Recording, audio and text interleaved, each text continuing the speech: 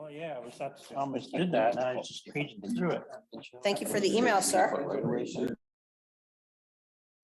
Yeah, because then. We keep them away from the driveway. Yeah, the reason they don't park there now is because people do just pull out all the way, but yeah, they'd be able to get cars between the two driveways, which would not be a problem there, I don't Yeah. think, In so. the past, what they've done is, so, yeah, let's see here. So this is the tree line. That's the tree line, This is yeah. the road out here, This is where the house is up Right. at the edge of the parking lot. They would also have cars. Here's the, like, the little storm drain that goes Yeah. in there. They would have like cars all the way here In the grass. Oh, yeah. in the grass. Okay. So all of that area, if you could just show that as well. Yep. Yep. Are they gonna pave this one? This is all. That's what they want to do. So More if you stuff. need to do Thank you. nothing, they keep their parking configuration the same. Or if there's like. Yes, sir, Mr. Narr. How are you? Yeah. To do. I'm sorry, what? Do you have any connections, Mike? Personal that you know of? He and I were in choir together Okay, 70 years ago. okay. Um, We're just worrying about him a little bit and his Doug- demeanor that he's had at the meetings. Oh, I don't approve of it at all, and I've told him so. Okay. It's interesting. He considers me a friend enough that when he needed a day Yeah, well, surgery. that's I'm why I doing tell it you that all. story. That's why I'm asking you the question, so. Be patient with me. Um, You have to try to be a bit diplomatic, and I have trouble doing that You ever had a sometimes. Somebody's presentation? Somebody asked abrasive me for like speed that. bumps. So I just try to do. Yeah, Wheatland I just Avenue. feel bad. I thought if there was somebody Two mothers with. close to him. He's part of a group of men. Chief Brubaker said they did check it a couple years ago. Oh. Barely over. I understand they share information. They have the same political interest, something to that effect. Like more I'm when not you're sure who standing the right third there. party is. I'm not sure there is a Board third needs to party. I grant just- a motion and congratulate the Yeah, the smoky burnouts and Oh, So it's me, John bad Chester. behavior. Oh, okay. So we Chester, all- that's it. Yeah, we do that. I'm the third Those were person. said speed bumps are probably the But you're last. challenged by his. I saw him in Not sure action that like Scott 2 weeks ago. realizes and that. I'm sorry. Yes. So when Talk about that. I you're gonna- think. Well, I don't remember. I was. Okay. That sounds like that's right where the 55 to 35 transition. Personally, as far as we're concerned, Trailhead, yeah, that was. we'll try and accommodate it. But Yeah, I just feel bad. I thought if there's somebody to talk to. a Talked about that. family We talked member. about If you the and covered Chester bridge that can't- county. I don't know. I'm not It's close an enough option, that but I could really do that basically a other than. protected bridge, It was not a really hard to thing, and that's why. solve the traffic issue, so. Yeah. What's his name? Longnecker doesn't like the ID. That was actually my Good idea. Samaritan. John- That's what got the issue. John Schick did the right up for two. On all these stops. Of course, I mean, it's a county bridge. It's not, the roads on either side are not their issue, so. Stands to reason that that would be their focus, would be the bridge.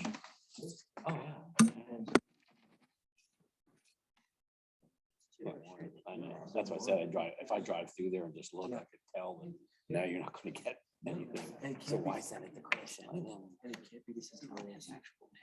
Yeah. Okay. I mean, we did that in the past. Yeah. I mean, years ago, different things, speeding that from four-way stops in there, they used to say, it's like, okay. Yeah, but if you do it now, Not it's not enforceable. All you need is a good lawyer. Yeah. And if there's one accident, you know, and they'll hang you. Oh, yeah. It's the first thing they look at. So it's not promotion tonight.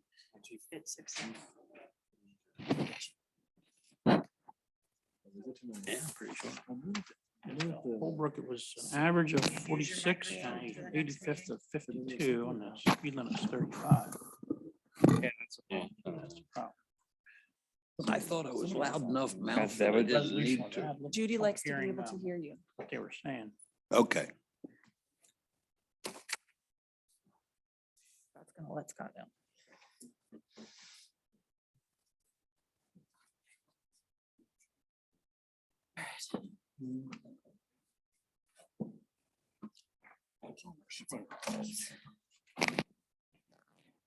Pebble Beach. Pebble Beach. All right.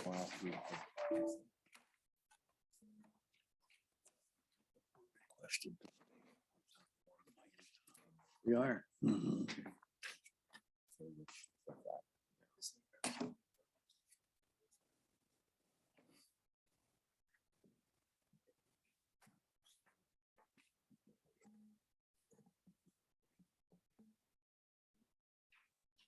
Yeah, the Wendy's is in.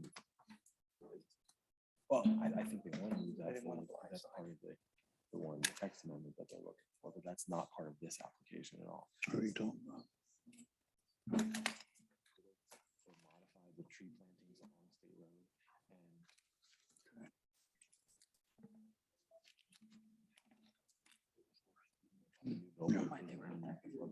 it was a condition that you guys put on when they came through and got the billboard approved, that they process and a revised final plan.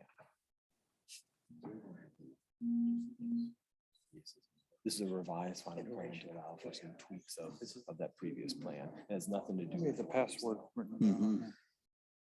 Mhm. I don't remember. I don't generally use it. It's EHT 42 or something. Yes. They went, they played, my daughters played soccer with Lisa. Okay. Okay.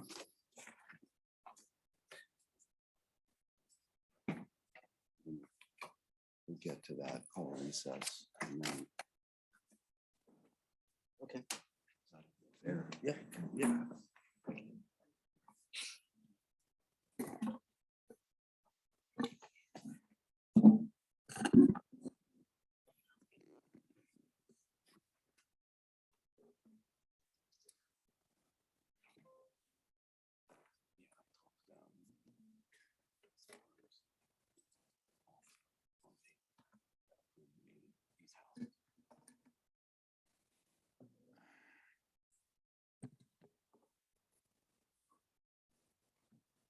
Any other action items on here for people presenting?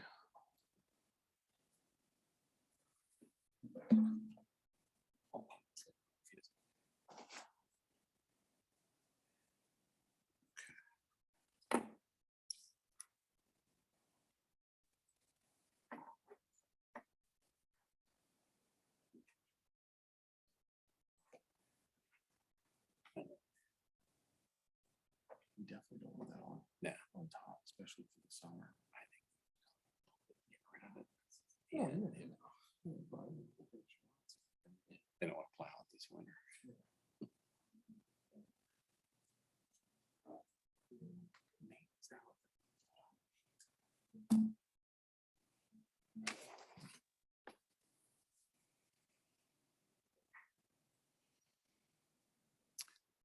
Did you know Mr. Nar? What's his name? He said, Came up to me earlier this evening. I'll tell you. Everybody ready?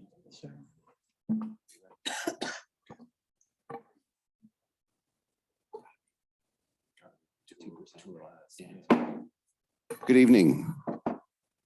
Tonight's meeting has been advertised to be held in person and online using Zoom with login and call-in information posted on our website. Tonight's video and audio is being recorded. For tonight's meeting, Robert's rules will still apply, and the meeting will be run by the chairman, who will be assisted by an employee managing the Zoom site. During the meeting, in order to offer comment, you must be recognized by the chairman. For people utilizing Zoom, you will need to use the chat function to be recognized. Text your name and address, and your request to speak will then be passed on by staff to the chairman to be recognized. Once recognized by the chairman, unmute your microphone. After speaking, we would ask that you please mute your microphone. East Hempfield Township public comment rules will apply for all public comment. You must be a resident or business owner in the township to speak. You must identify yourself by name and address before speaking and sign the guest log for meeting minute purposes, or follow the previously discussed chat procedure for Zoom attendance. Comment is limited to 3 minutes and must be about the specific agenda item being discussed, with the exception of public comment for non-agenda items. No action will be taken on any non-agenda item of a non-emergency nature during the public comment period for non-agenda items. All comments should be directed towards the Board of Supervisors. We will now move on to our first agenda item, and we would ask that you would please rise, join us in a moment of silence, followed by the Pledge of Allegiance.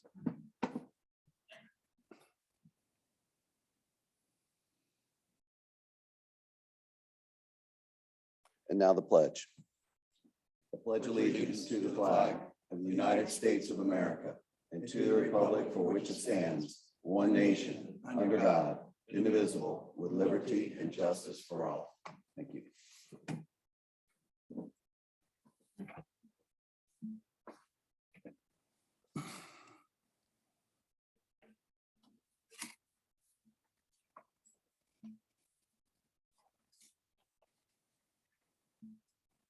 Our first item up for business is a police promotion.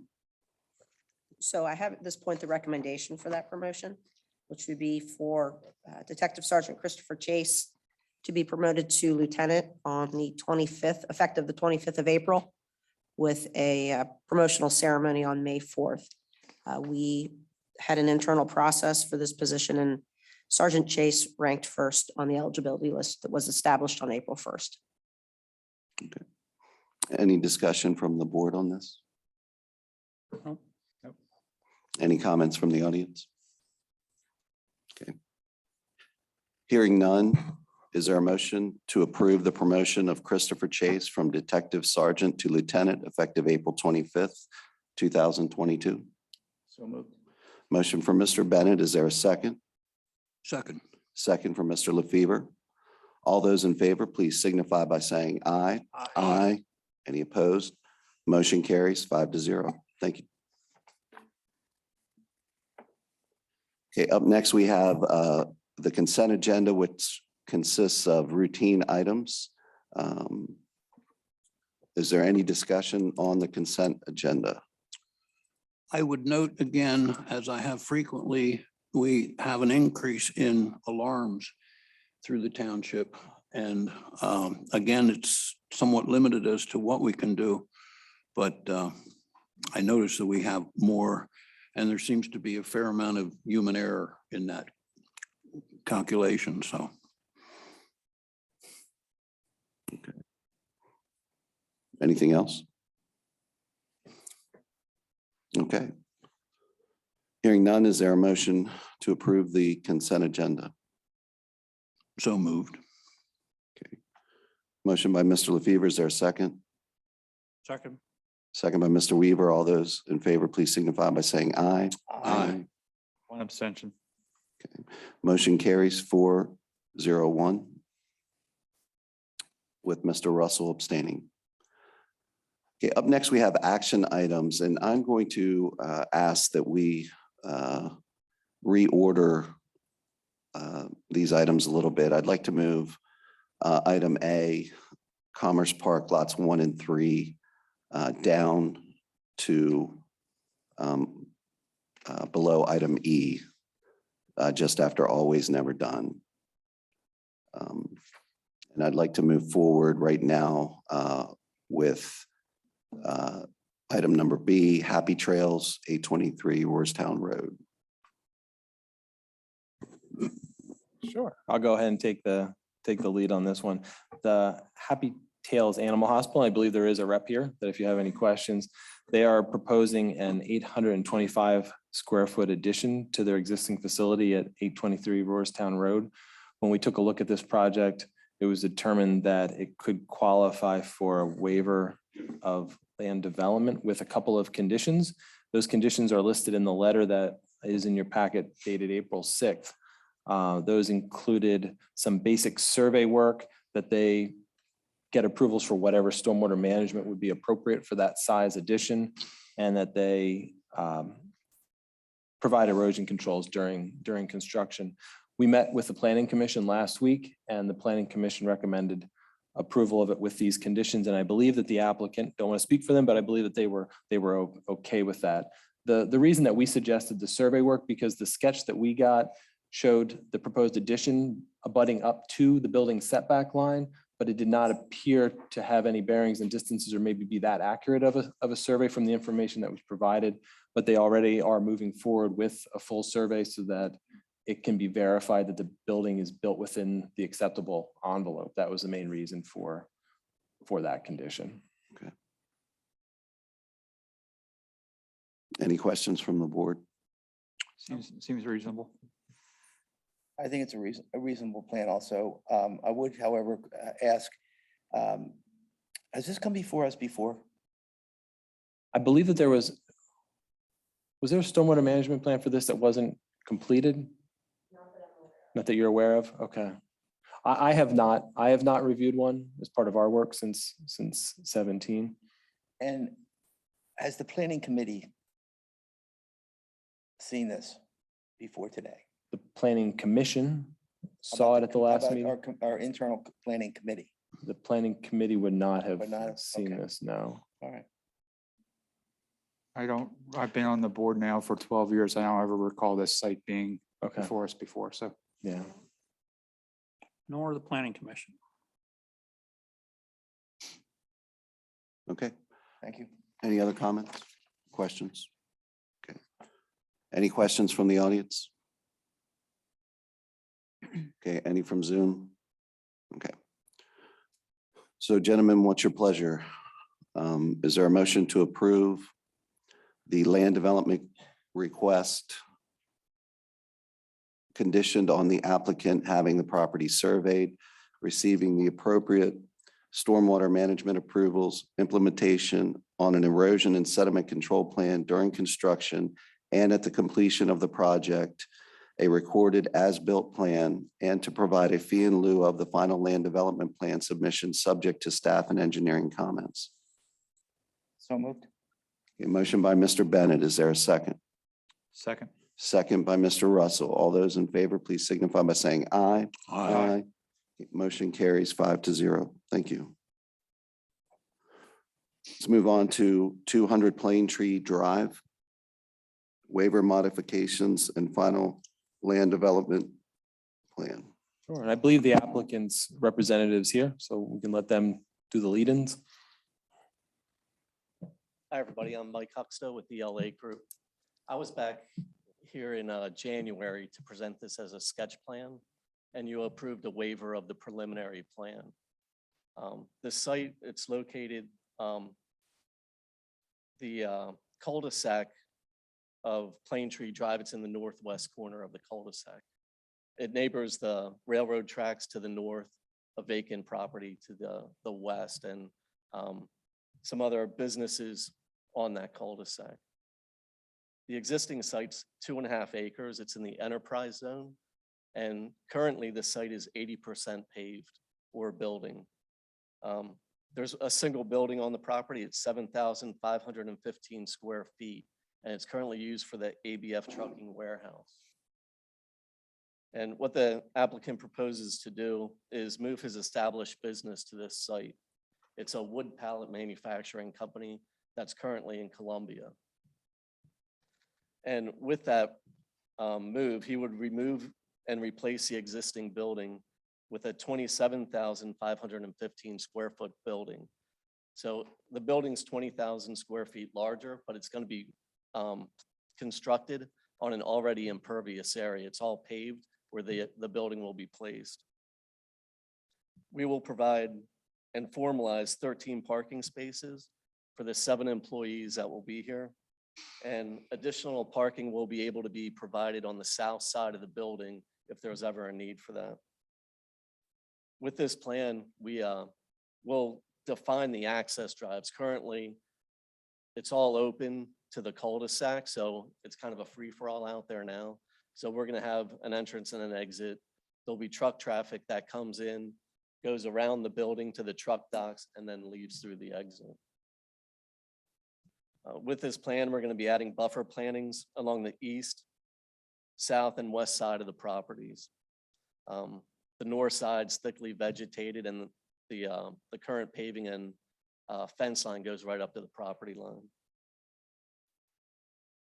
We will be removing 389, so it's 7,389 square feet of paving, reducing the 80% impervious cover down to 72%. So with that paving removal, that'll take care of our stormwater management requirement. With this plan, we're going to be reducing traffic. There's going to be less employees and less tractor trailer trips to this site. So currently it's ABF trucking. They have a lot of trucks in and out every day. It's going to be reduced to about 8 trucks per week We're going to be using the existing sewer and water connections within the street, but we will be running new lines to that connection. With this plan, we're looking for 5 modifications.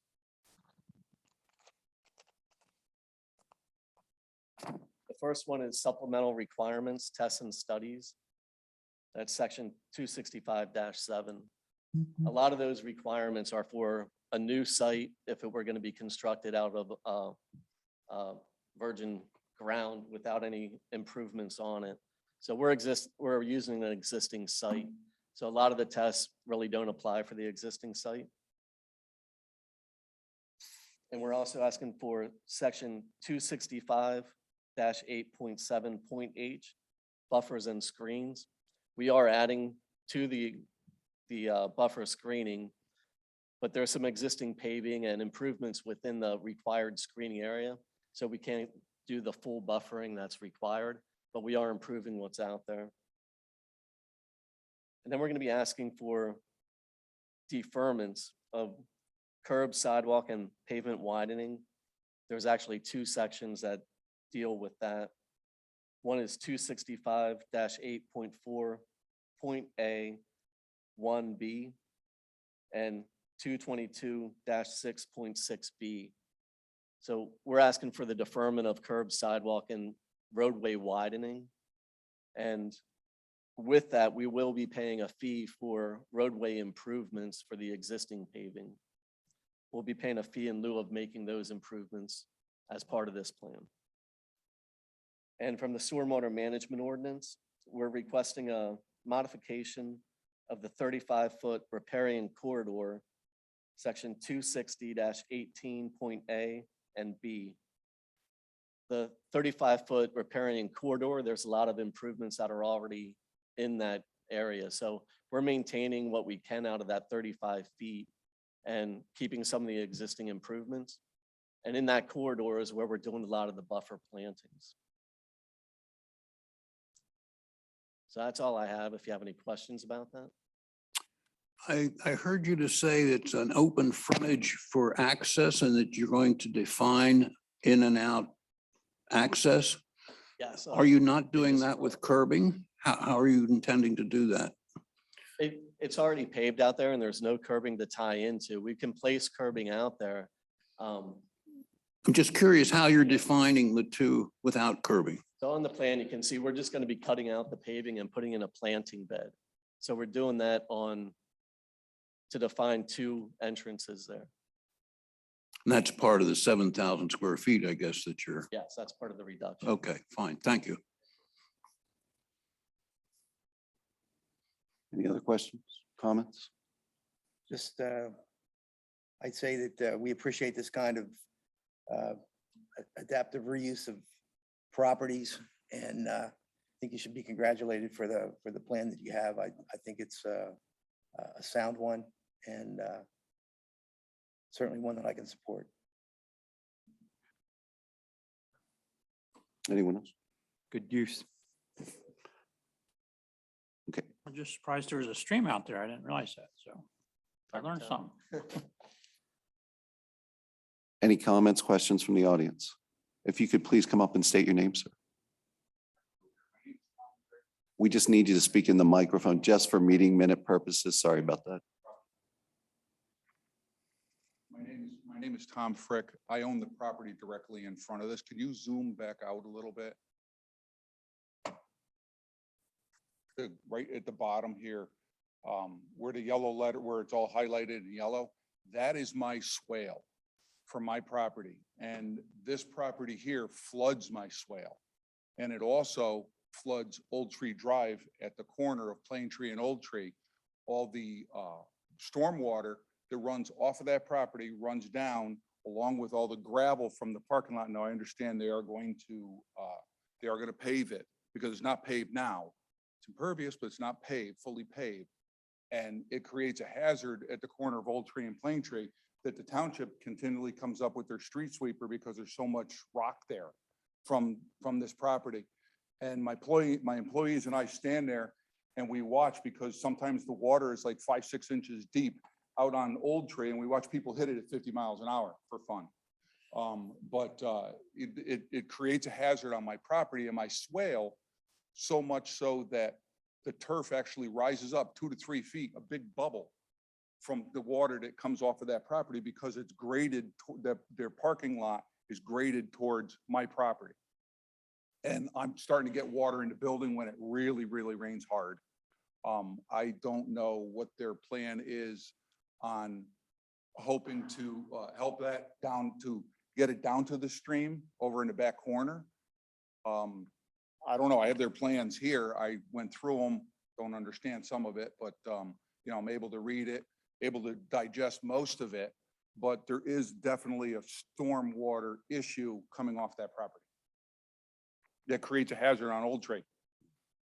And like I said, the township continually is there with their street sweeper cleaning it. All right, Thank you. thank you.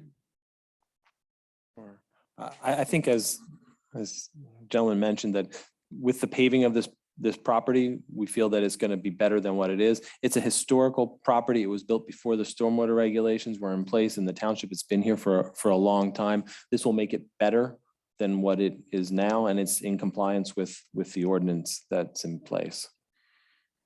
Is there any kind of, when you remove paving, you're supposed to consider that, what, 20% was meadow, but you're also reducing, I realize, so maybe Yeah. that's. They're removing enough pavement to make up for that 20% meadow for the area where the building is changing. We don't typically apply that where it's just going from parking to parking, but if it's like building to parking, or if it's changing use, those are the areas where the 20% kicks in, and they did account for that with their stormwater management report.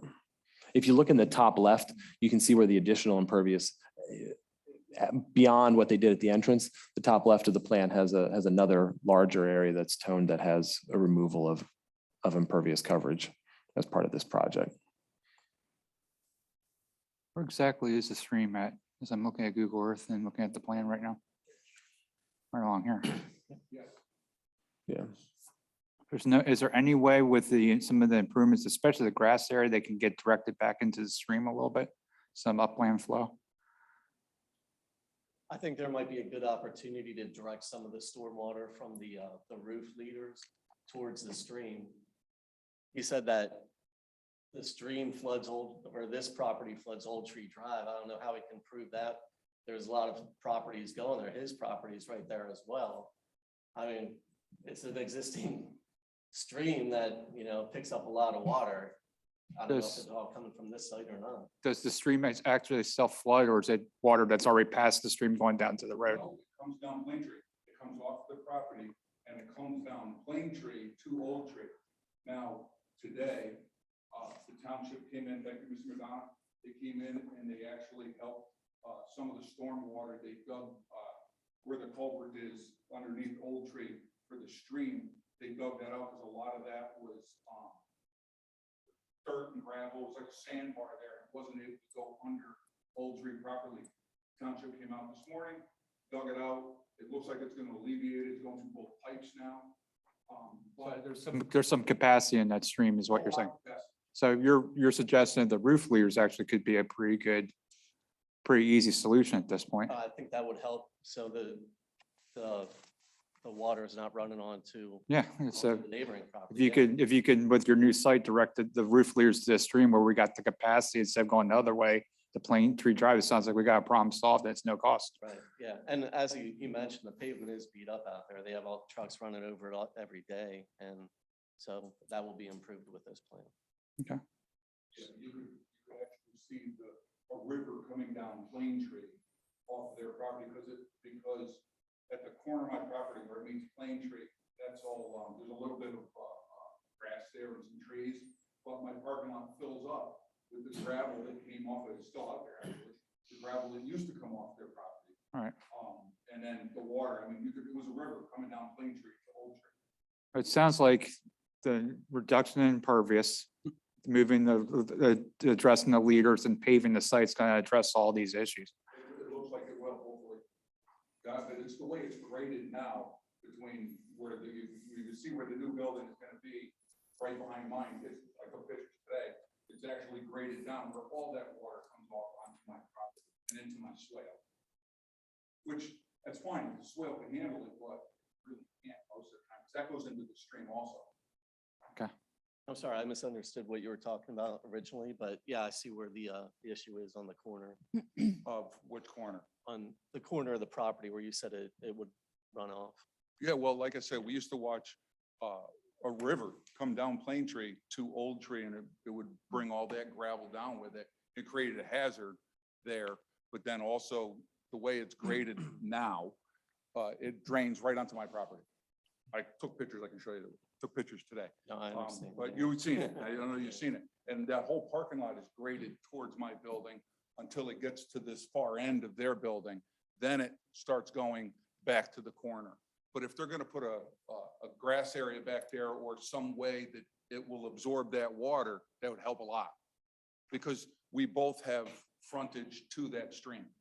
I'm thinking if you got the roof leaders, you're directed to the stream, it seems like that's a humongous amount of impervious that's getting directed to the stream. Sounds That's like gonna be a problem big solved. building, yeah. It sounds like a pretty easy Yeah. fix at this point. No cost really, big picture. You have to put it somewhere, so direct it in that direction.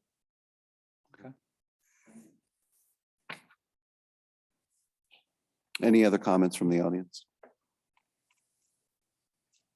Okay. Hearing none, is there a motion to approve modification requests 1, 3, deferrals 2 and 4 with the conditions, and 5 with the conditions for 200 Plain Tree Final Land Development Plan, Township File 21-2702, conditioned on the applicant addressing all staff and engineering comments?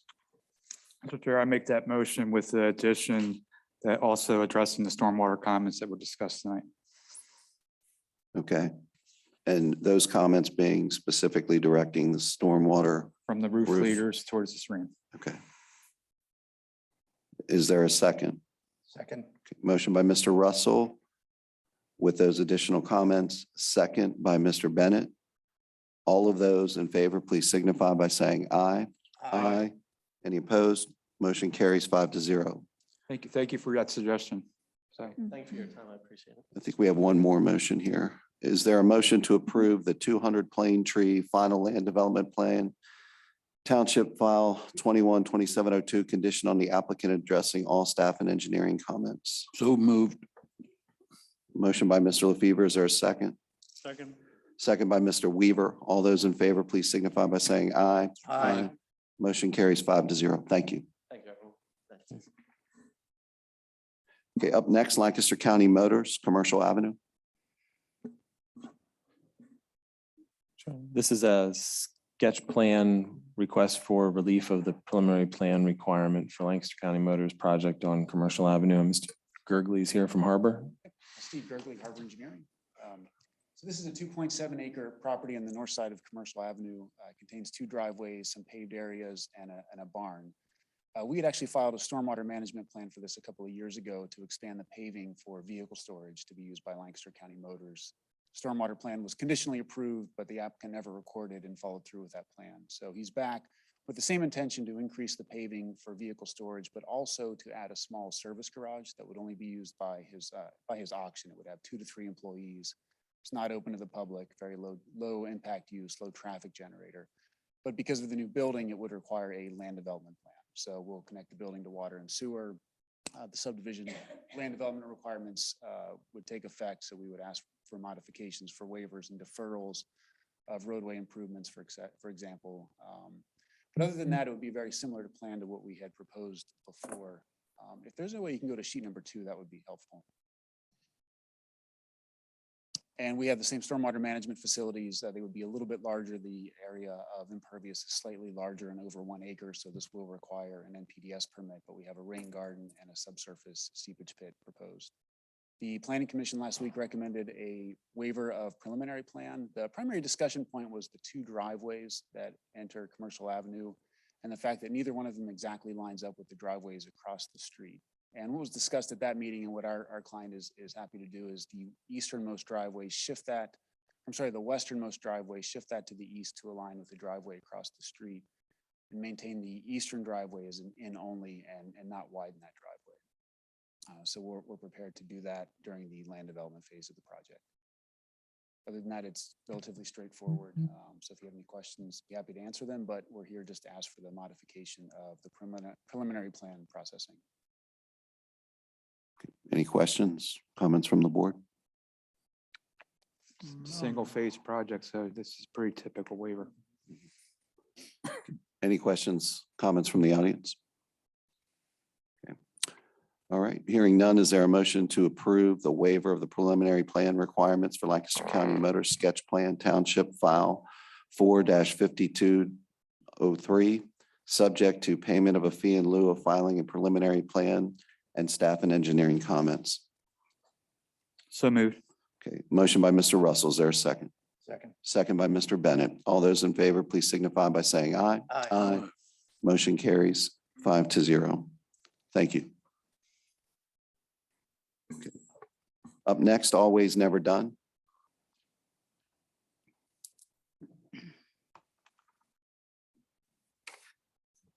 Good evening, gentlemen. It's good to be back. It's been a little while, I think, since I've been to my local township supervisors. I'm pleased to be here with Lisa Hoffman, Amy Geib, and Michelle Zachary. They are partners in Ampersands. That's a business that's operating at 3090 Harrisburg Pike. I'm sure all of you are familiar with it. The underlying property is owned by Always Never Done. And the members of that are Amy Geib and her husband.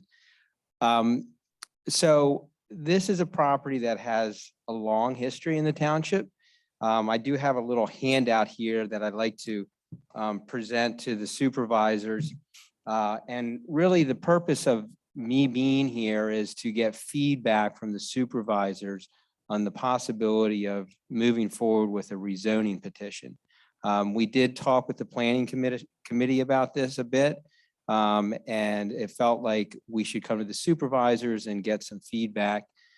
My experience is it's always better to go to the elected officials before submitting a petition to take their temperature to see if it's something that they are open to considering. And if not, seeing if there's other options that could be pursued. So I'll explain kind of why I think rezoning is something that the supervisor should consider. And in order to do that, I'm going to provide a little packet of information.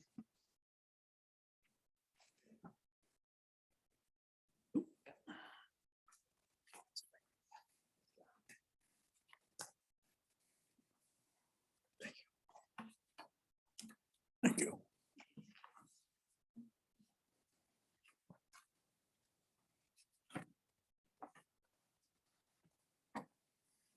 Hopefully all of you had a chance to review the letter that I sent, which just, I think kind of sets the context for this. The first exhibit here just shows you the location of the property there when you come out on Yellow Goose Road at Harrisburg Pike.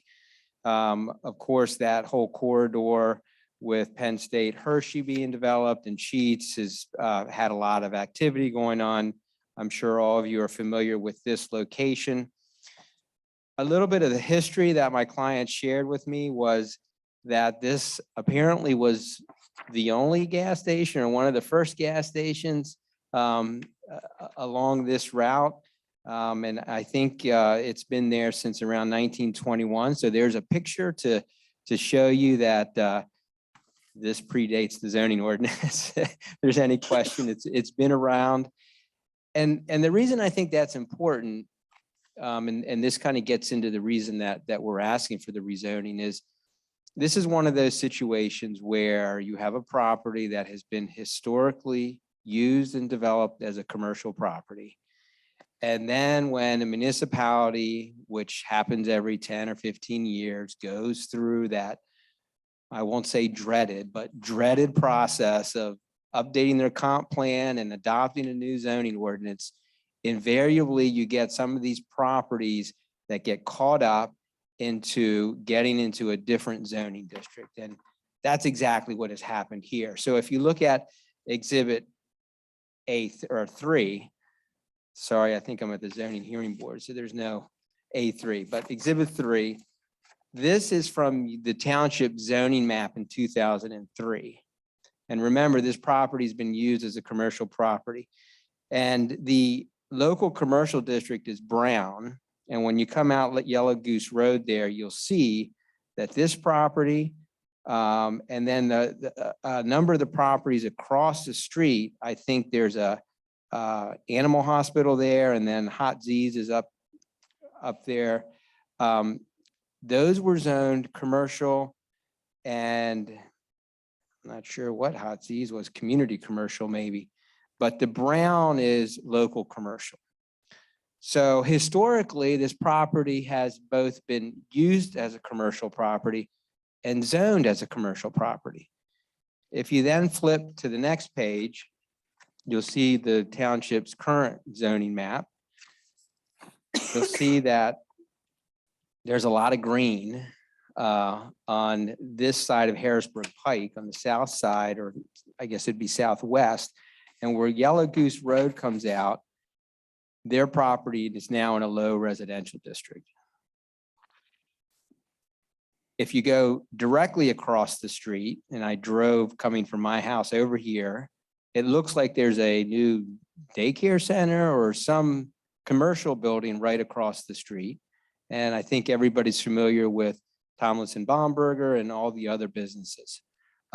Just to say that this is an area that has commercial businesses in it. Here's the reason that we're here.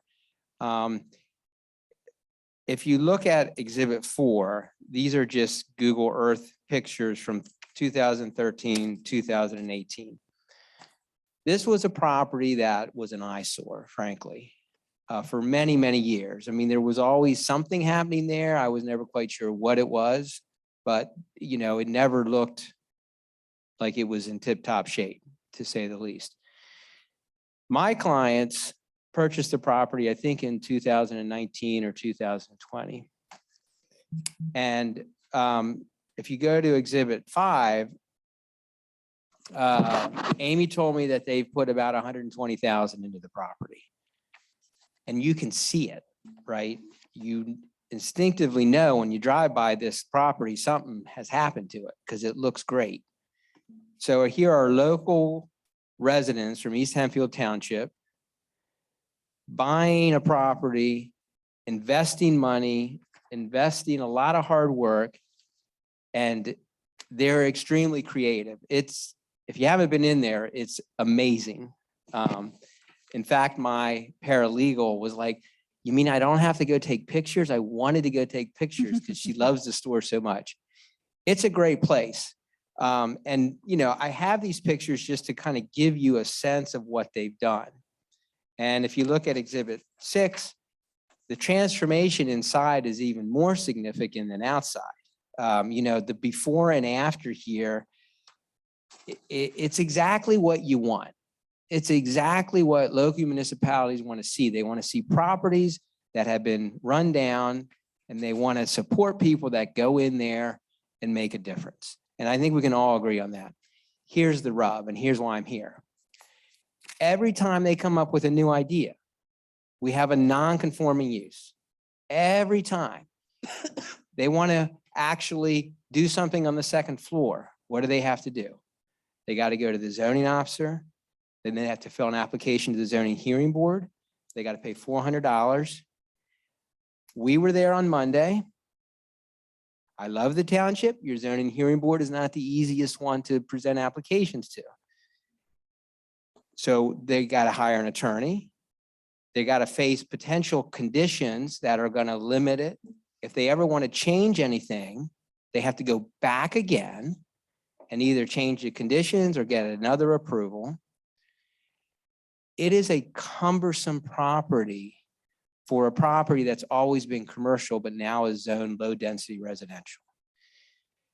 I get it that elected officials look very carefully about rezoning.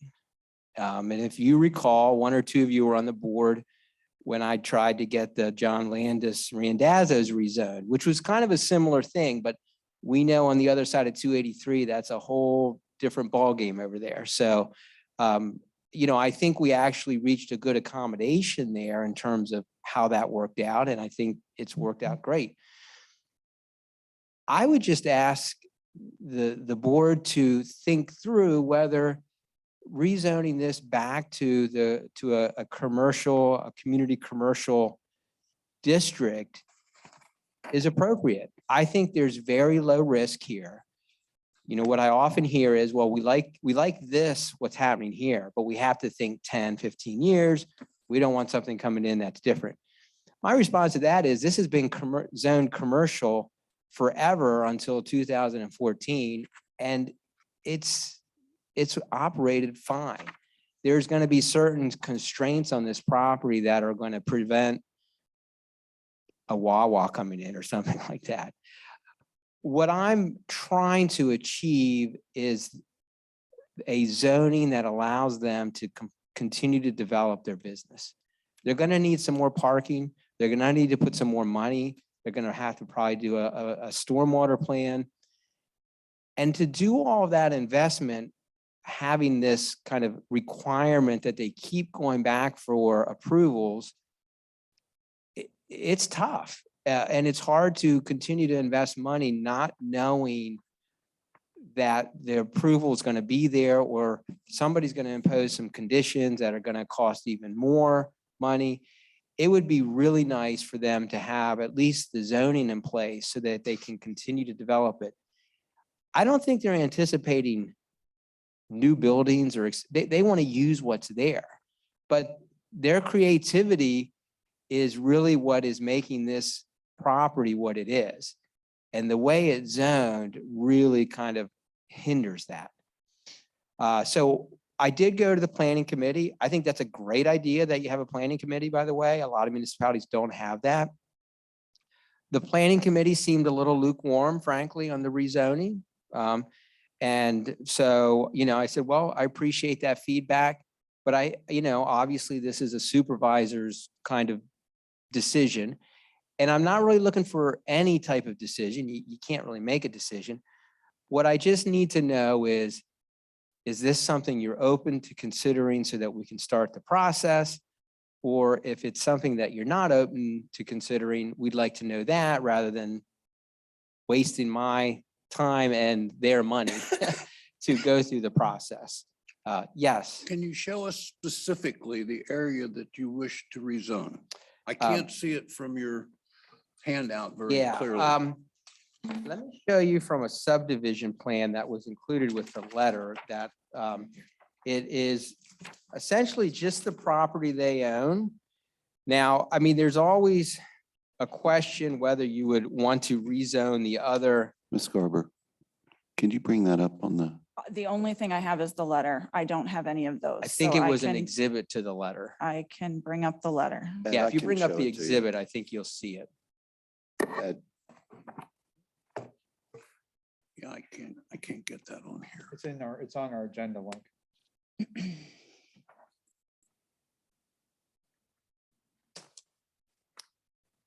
Yeah, if you go, I think one more page. It's That's all the all I way. have. That one shows that there, Mr. Yoder. Oh, Bottom one, yes, pick I that right see there. on It the is up on on the the left, screen. yes. And I do have.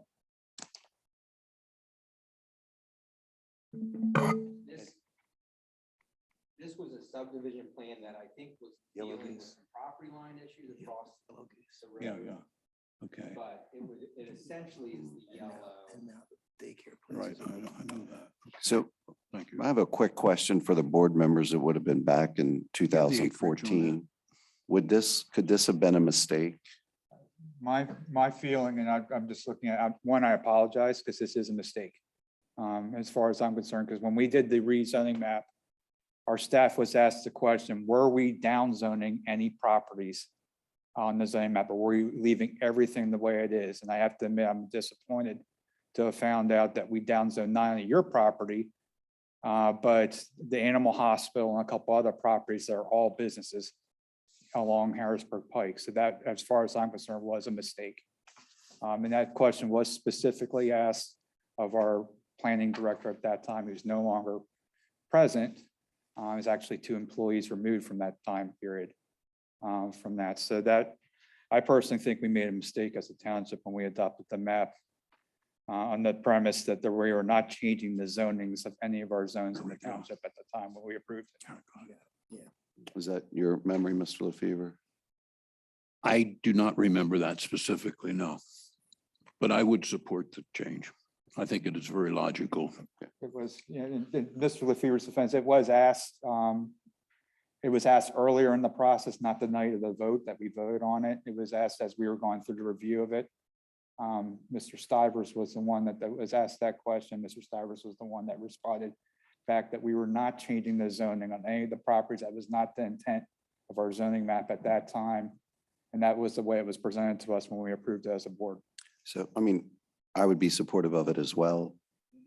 I mean, I think, We had another property in Roarstown, I think, that is the same issue. So it's just, Yeah.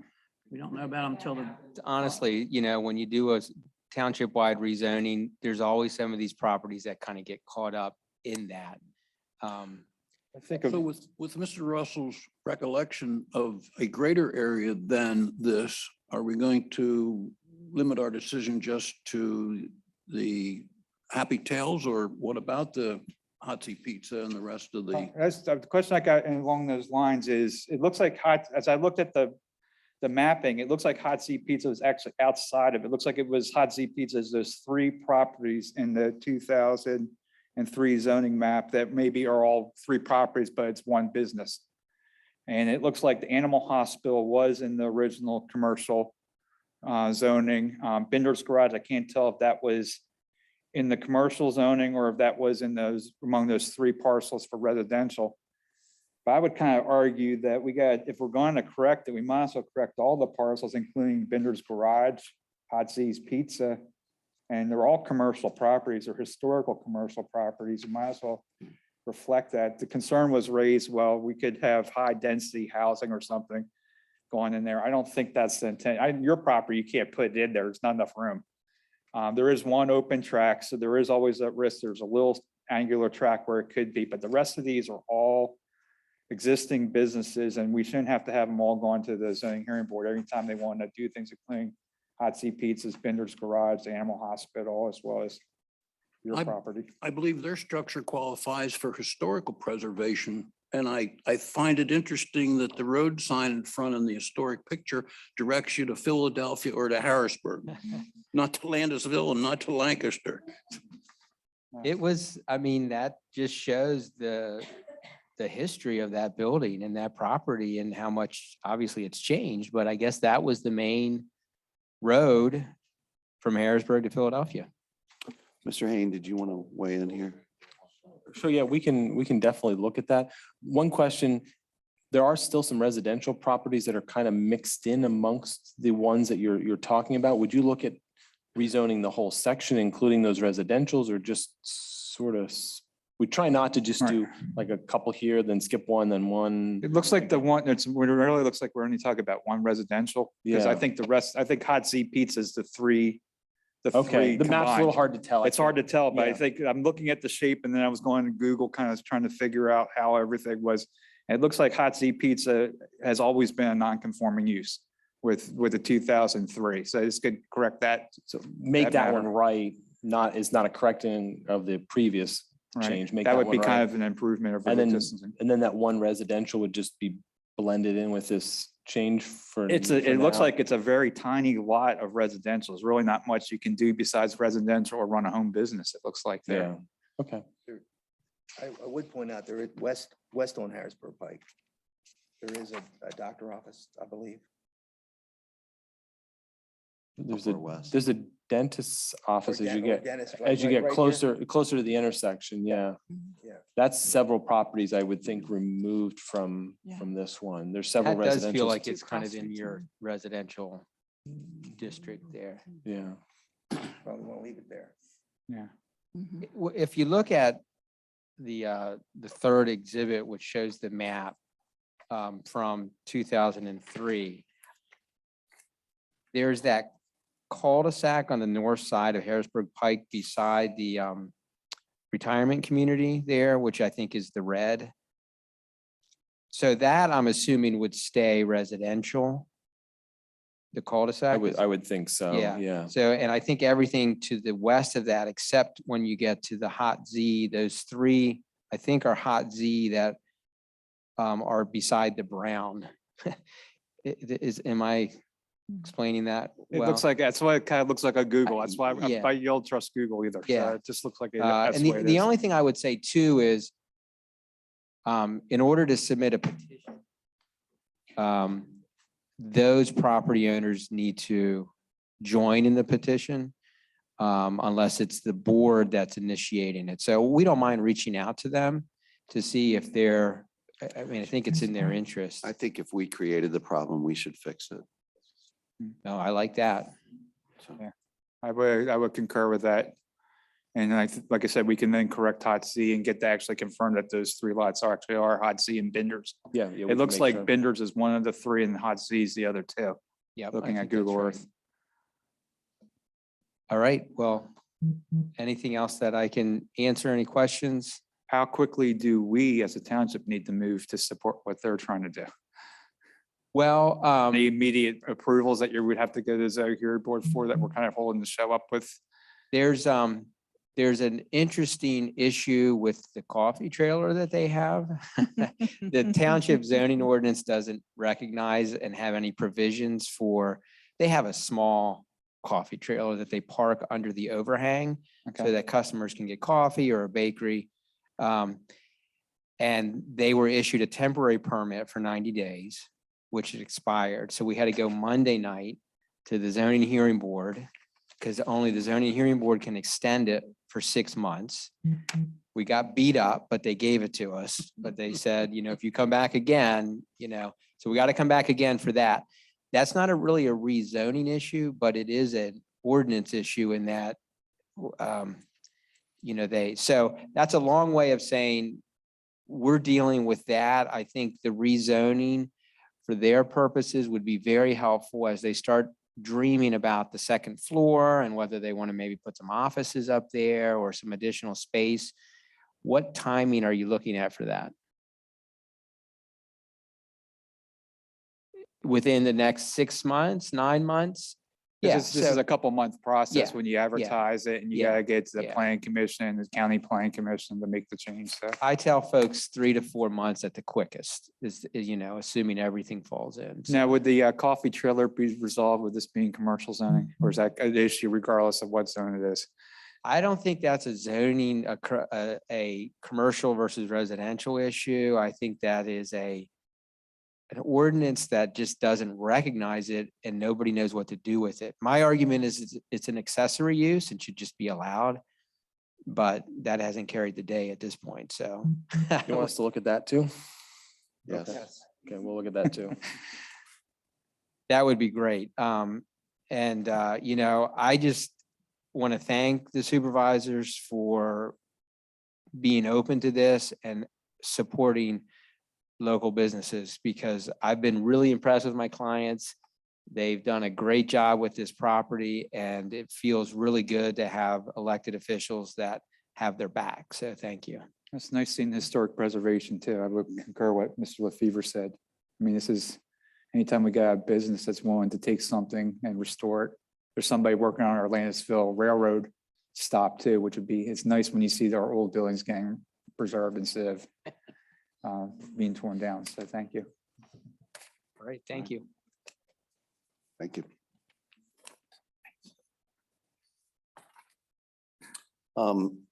Up next, and I apologize for the delay for Commerce Park. Sorry to keep you guys waiting. I'd like to take a brief recess. Just to be transparent, I'd like to give Mr. Bennett some time with Mr. Hain. I think he had a couple questions and I'd like to keep moving this project along before us as they're here tonight. So we could take a 5-minute recess and Mr. Bennett, if you can confirm with Mr. I'm good. I had a quick rundown with him, so. Commerce Park next, the Wendy's area. I have to bring my agenda. Thanks for changing your position on that. only potential area in this whole area is this one right here. Everything else is all existing business. I have a feeling this would develop as commercial.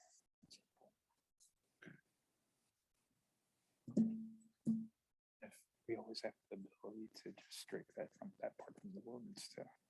Okay. I'm just saying, Right. we could take houses out of their commercial zone entirely. Be okay with that.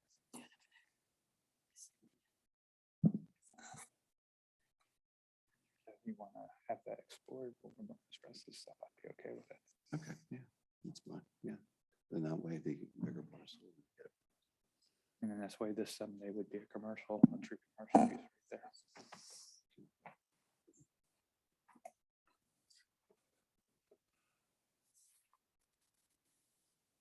That's where a township is. Has more people working in it than living in it. Must keep that going.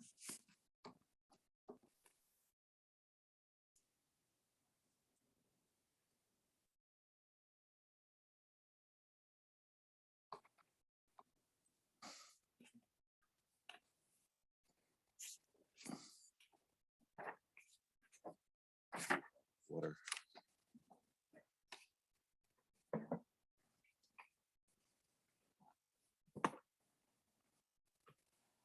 I don't know what that building was used for now, I know. It was a gas station. I always thought it was just a service center. I didn't know it had the gas station part to it. It was a ceramic shop for years. Yeah, I actually used to buy ceramic, Yeah. ceramic stuff from there. You can see that I knew it piece was- on the Sitting seal. next to Yeah, I knew it was a gas I'll- station I'll be at in the one kitchen time, or- but years and years ago. The gentleman who lived across the street was like a historical brain trust. But there used to be I guess that was a toll booth was right there for the Lancaster Harrisburg, Okay.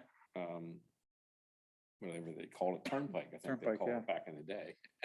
Pike and then they turn it up. Yeah. There's, some towns have books of old historic photos. I don't know if there's one for Landisville, but if there is, I'd be interested in it. Who's doing the work right now on the station in Landisville? The trolley station, I don't know. right across from the men. I know there's a bunch of, like, it looks like they're doing some pretty big, major fixer upper of that site too. Was that part of the Landisville or the Mennonite sale at that corner? Was yeah, that, did that include the trolley? Yes, yeah, Do we know who bought that property? I do. I've been gone for a month, so. I don't- About the Eastern Mennonite Yeah, Mission. the Mission, one that they it to sold. Somebody, yeah. Town. Yeah, there's a sold sign now on I top of forget. it. Yeah, I may have But heard it, but don't That, remember. that one building in the corner of that, right where it veers off, that is actually an old trolley. Yeah. A trolley stop. Yeah, it looks like a train or a trolley. I thought it was trains, but I thought it was trolley, but I might be Probably, wrong. Yeah, because it used to come up through Landisville there. run right in through town.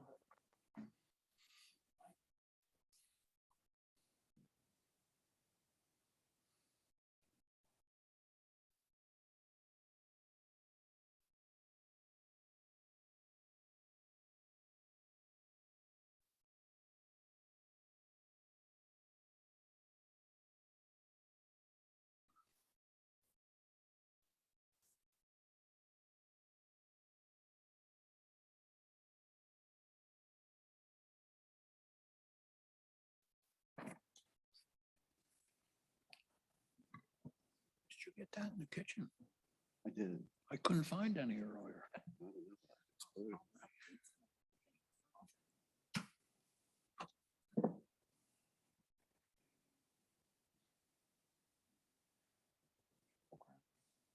What's that? You ever work with Triple Crown?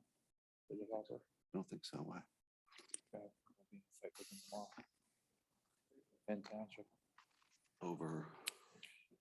They're not wanting, there was a court settlement agreement between the township and the developer, and they're deciding they don't want to follow the court settlement. That's the engineer.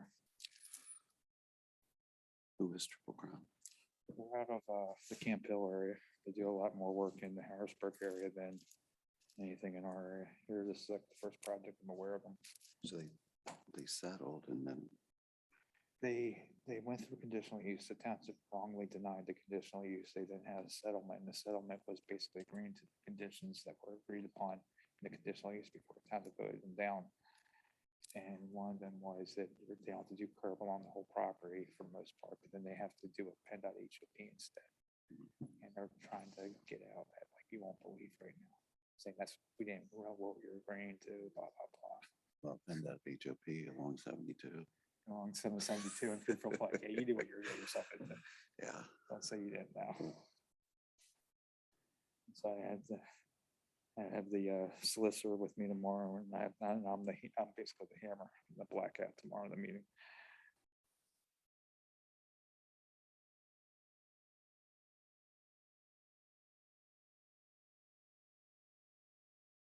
Go check on them and.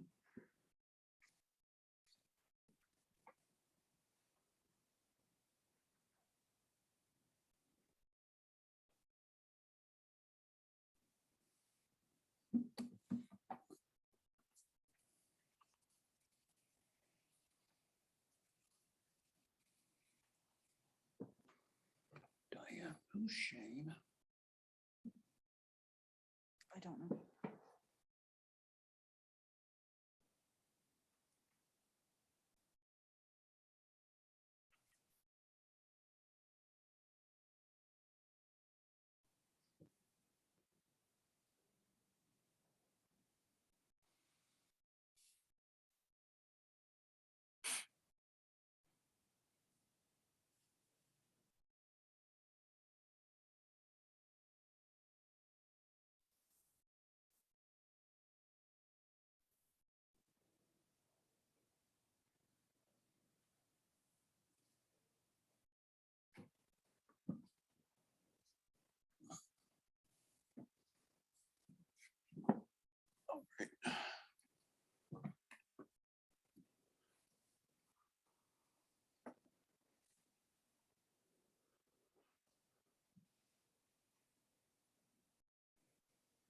Okay, we're going to resume the meeting.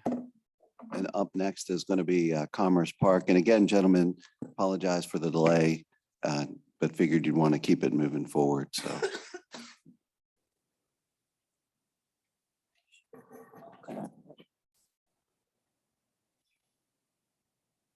And good evening, Dennis Reichel with HRG, as well as Dave Gunya with Highview. And before you tonight is a revised final plan for Lot 1 and 3.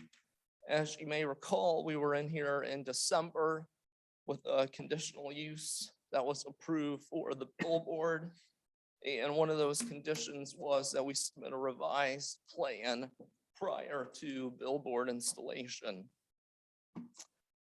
The billboard was located out of the floodplain and it was located within an easement. So part of the plan is revising the easement so that it is outside the billboard.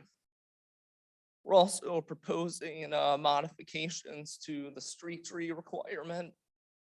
I think you also may recall during the conditional use hearing that overhead PP&L wires were recently installed on the south side of, or on south of Yellow Goose along State Road. And so we are proposing to relocate those street trees east of 7-Eleven along the stream corridor. 7-Eleven is also requesting a street tree modification along State Road in Yellow Goose. And we've been back and forth with the township a little bit. At this point, we are proposing a mix of ornamental trees as well as shrubs. And recently, the township engineer did request that we add an additional 4 ornamental trees to the landscape, which we did discuss with the tenant, and they were willing to accept that, that change. So at this point in time, that's what we're proposing with the landscape. I would say overall, the landscape that we're proposing is very consistent with other convenience stores in the township, both Turkey Hill to the north, the New Sheets to the south, and then also Royal Farms along Roarstown Road. Typically, those have either ornamental trees or a limited number of ornamental trees. And so certainly we're providing a number of trees and shrubs in lieu of street trees. And I think overall, there are certain constraints to the site that would certainly support this request. There's a elevation change that you're aware of. The pad sits about 10 foot below the state road elevation. And there are utilities that we're dealing with, and the tenant is concerned regarding site visibility and sight lines, and that was a document and exhibit that we submitted as part of this request. So I think that's a pretty good overview. If you have any questions, we would be happy to discuss that. Okay. Any comments, questions from the board? Couple of questions. Okay. Yep. Were you aware of the elevation changes when you first submitted your plan Yes, on the convenience store?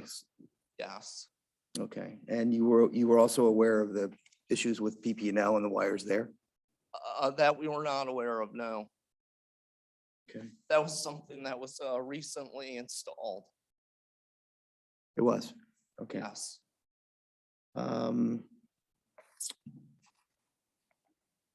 Are there any proposed changes to the existing lot 1 and 3 layout dimensions? No, we are not proposing to change the lot dimensions or layout. At all, okay.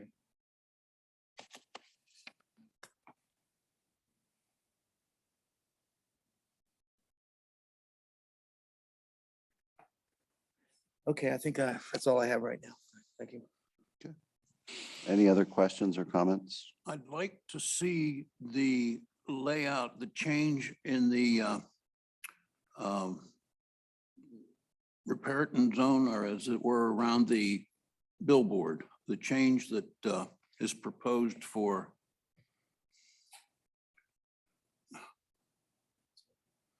what is the word? What page are you on, Mr. LaFever? Well, I don't have a page. I'm just recalling from reviewing this that, and the comments made this evening even about the change to the setbacks at the proposed billboard location. There are no changes to setbacks. We did revise a floodplain easement. With the previous plan, the floodplain easement was more an approximation to allow for simplification of the bearings and distances along the line. But what they found is that if they tightened that up by being more detailed in those descriptions, they were able to pull that line away enough that allowed for the billboard. That was part of the testimony when they came in for the conditional use approval for that billboard. And it was testified at that point that if that line was made to be right on top of the floodplain, that there would be enough room left for the billboard. And that was a condition that they needed to meet as part of that approval to come back with this revised plan and get that easement revised. So they were able to tighten up that floodplain easement with more specific descriptions and show that there is room to allow for that footprint for the billboard. At lot 3, there has been constructed an exit ramp, I would call it, from the north end of the 7-Eleven and what would be the south end of the Wendy's. It is very tight radius and comes out into the 2 lanes of traffic going northbound. Is there any modification proposed for that? It is my observation that a tractor trailer cannot exit that space without coming directly into the lines of traffic. Even a passenger vehicle needs to be extremely careful because there is no easement lane to gain access to State Road. And I'm questioning if there's anything in this application to change that condition. So just a point of clarification, Mr. LaFever, this is already an approved plan, and what they're not showing a Wendy's at this time. No, I understand that. And I don't think we've approved that per se, but It's a roadway that's been constructed that I believe needs to have some reconsideration for safety. And this may be the first time this has been questioned, so be it. A visual observation of this condition, I think, would confirm the concern I'm expressing. And along that line, will there be buffering on the east side of State Road where the convenience store is? Or located? Along State Road, is that? Yes, along State Road on the east side of the road 7-Eleven. Yes. at 7-Eleven. Yes. And Is that an exhibit or rendering that you can pull up at this point? Yeah, do you want the 7-Eleven rendering or do you want the 22-page plan The 7-Eleven rendering with the site distances or without? without. Give me 1 second.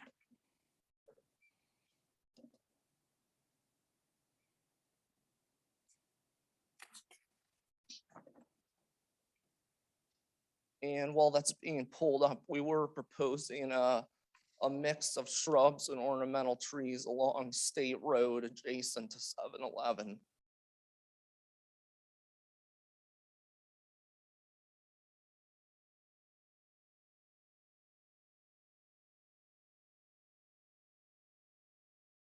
Is that what you wanted, Dennis? Yes. yeah, This plan doesn't reflect the additional trees that were discussed at the beginning. The plan that would show one additional tree in front of the 7-Eleven on the north side of the three that are there, one more. And then I think was it 3 more trees in the open area on the north side, the larger green area on the north side? Yes. Correct. Right in there. There was another plan that was part of this packet that showed sight lines that were used to generate views of the main signage on the property. And when we looked at that compared to where the trees were, I think it was agreed that there were a couple more could be added without blocking those sight lines. So this plan is just one dated now. The interactions between Sir and I are very recent, so I don't believe they have a redrafted plan at this point yet. Mrs. Garber, can you move this plan slightly Oh, I'm drawing north on it. that we can see that ramp that I was referring to, which is in the lower left corner? If I can get rid of my red pen and get back to my hand, I will gladly do that. But at the moment, all it wants to do is write with a red pen.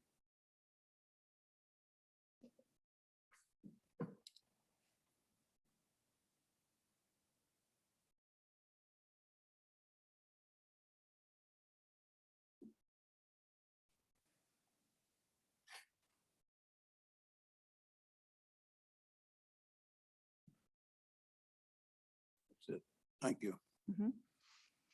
As we can see, that ramp comes directly into the northbound line of traffic, which is intending to take 283 east. That is where my concern is. And it is also an upgrade, which particularly a large vehicle such as a tractor trailer would not be able to gain as much momentum and speed to enter. While this plan is under a second review, I believe it's appropriate to address this concern. And maybe what might be helpful, I know this is a rendering here, but just to maybe get a better look at it, it might be helpful to go to the land development plan set. I don't know, that might be maybe sheet number 6 or 7. It would be a site plan. Looks like it's sheet 6. That's what I'm looking at right now.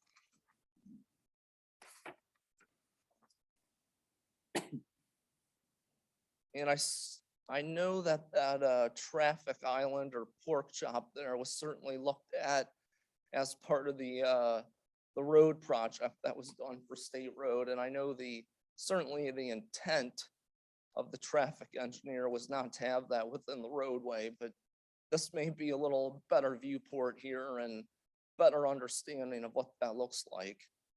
If we can maybe zoom in on that a little bit.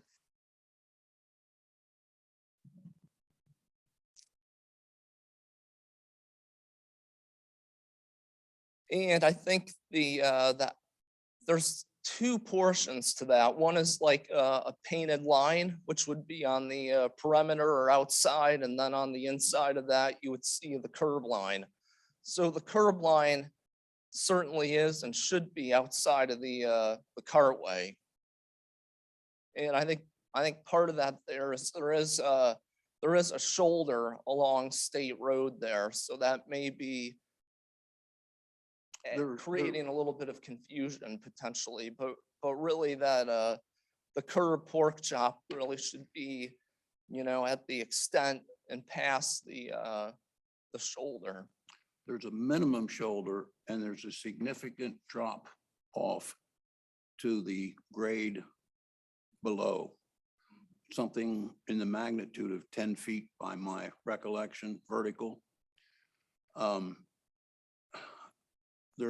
I think there's valid concern here as to how traffic is going to safely enter that northbound lane exiting from what will be what is becoming the 7-Eleven.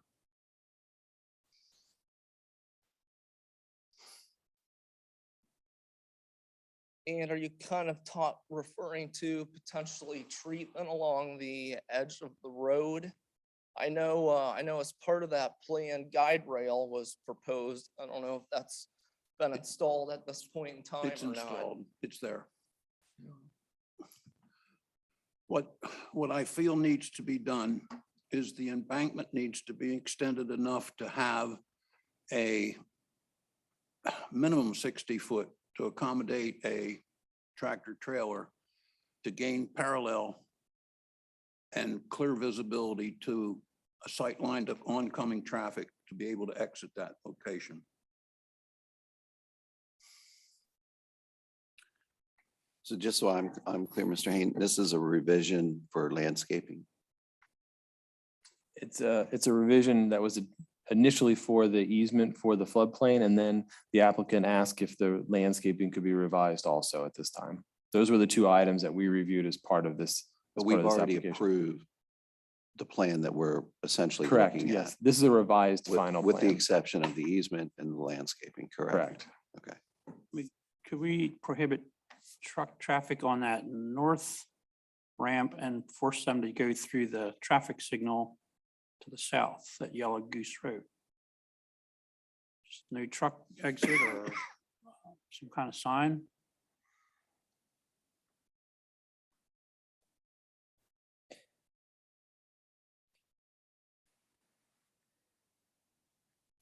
I would also comment that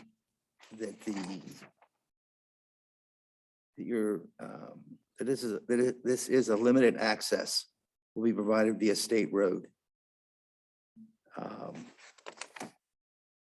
then the other question that I have is, it says that you've made changes to the rear truck canopy and utility easement. Why were those needed?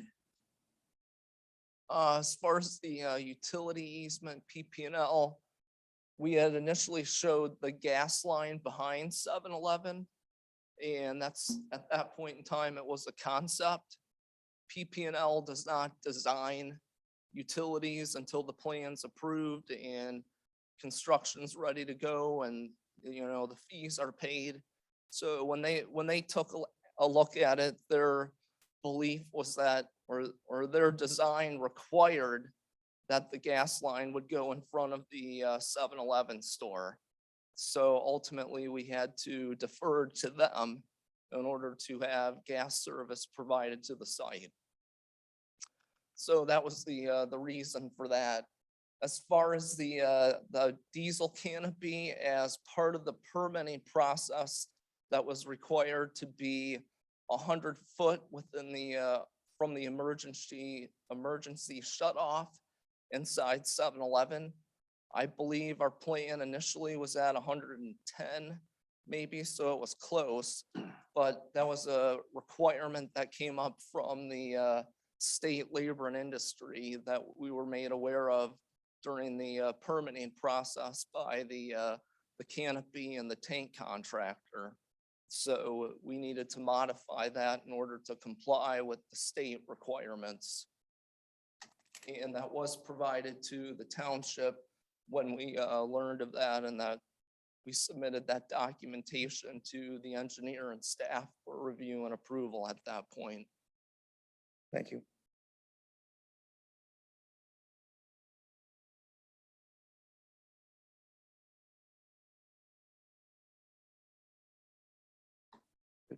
Okay, any other comments? No. No. Any questions, comments from the audience?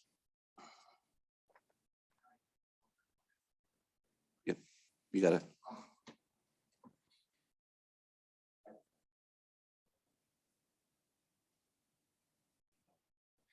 Fabian Gonzalez, 543 Main Street, Landisville. I'm just wondering at Yellow Goose Road where you go across into where the 7-Eleven is, and then I think Kellogg's has a distribution or some sort of a building back there. Is there a stoplight going to be as you exit the 7-Eleven onto State Road? Is there going to be a traffic light there as well across from the existing stoplight as you come off of Yellow Goose Road? No. I'm just wondering only because, I mean, I'm sure we all do traffic that area. And with everything that's being developed within that area, especially with the hospital and all the other items that are proposed, that might be a traffic issue. Because I've noticed on several occasions as the trucks exit off of, I'm not sure, is that a continuation of Yellow Goose Road across then? Yeah. So as they exit out, that I'm going to call it an on-ramp back onto State Road as they're heading towards 283. I've noticed several trucks and or vehicles not stopping. They're not yielding as they exit. And there's a couple occasions where I actually had to stop my truck because people just come flying out there. I go to work very early in the morning. So I was just curious if there was gonna be Technically, they should be stopping. sort of a There's traffic. traffic light right there, so they should be Yeah. coming to a full stop before they Yeah, exactly. turn into traffic. I mean, that's just an observation. I just want to make that comment. Thank you.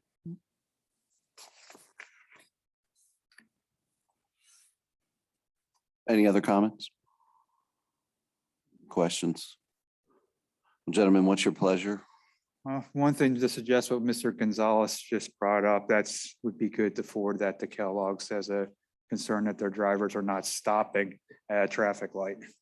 Would be good to pass that information on to Kellogg's so they can self-police themselves. And that ties into my concern in the tractor trailer drivers, and we've had 3 significant major occurrences in the area around East Petersburg and Lidditz Road on 72, where these trucks are unable to stop if they are even obeying the speed limit and doing things. So it's a concern with that exit ramp, and I really feel this is the time that needs to be addressed when this plan has come back for review. So I stand on that concern, and I think it deserves consideration. So you want to review the whole plan again?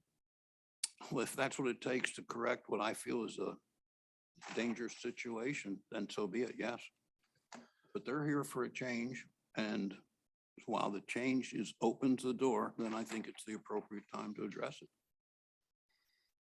So I guess from my perspective on this, I mean, I'm not there, Mr. LaFever, and I wouldn't mind maybe hearing or taking that up, but we are literally at the 11th hour, gone through planning commission again, gone through county again. And to hear this tonight at this late hour, I mean, that's not where I'm at with it. I don't know. You will be coming back if there's a Wendy's at this point, am I correct? Yes, that's correct. And that will be a more substantial change to the plans than an easement line and a couple trees and bushes. Right. I'm sorry, what is that purpose that they would be returning? If they are going to go forward with the Wendy's, they would be coming back. Okay, very well. Would that satisfy your? Well, of course not, but I understand.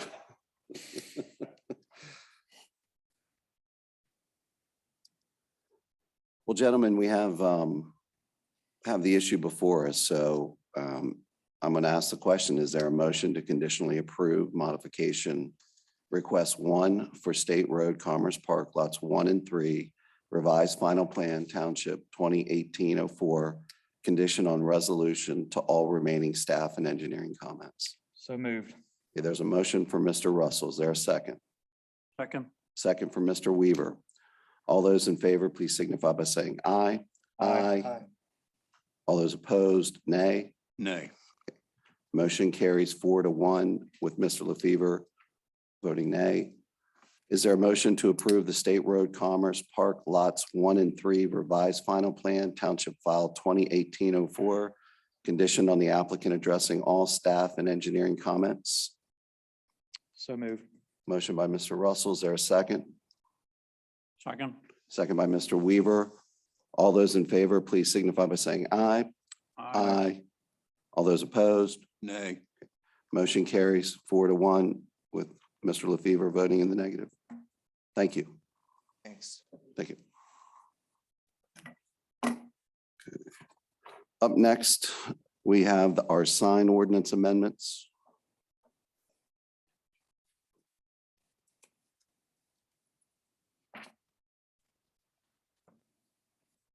Mr. Haynes, is this you? Sure. There was a summary of those changes that was provided in your packet. We've discussed this ordinance, I think, several times with the group at this point, and hopefully we've been able to reach a compromise on some of the changes that are being proposed this evening. If you have any changes or any questions about the changes, we'd be willing to address those. Nick Ebersol, who helped considerably with this, is on the Zoom link and would be available to help with any more technical questions you might have about the changes that are being proposed. I have a question. The several, I would call them miscellaneous real estate, political, contractor type temporary signs that are being taken away from the definitions. Are they then covered by what I saw as temporary signs? Is that the intent? Correct. There was a Supreme Court decision that sort of allowed what you could and couldn't control, and content was one of them. So those changes are more to just bring you in line with what the legalities are right now.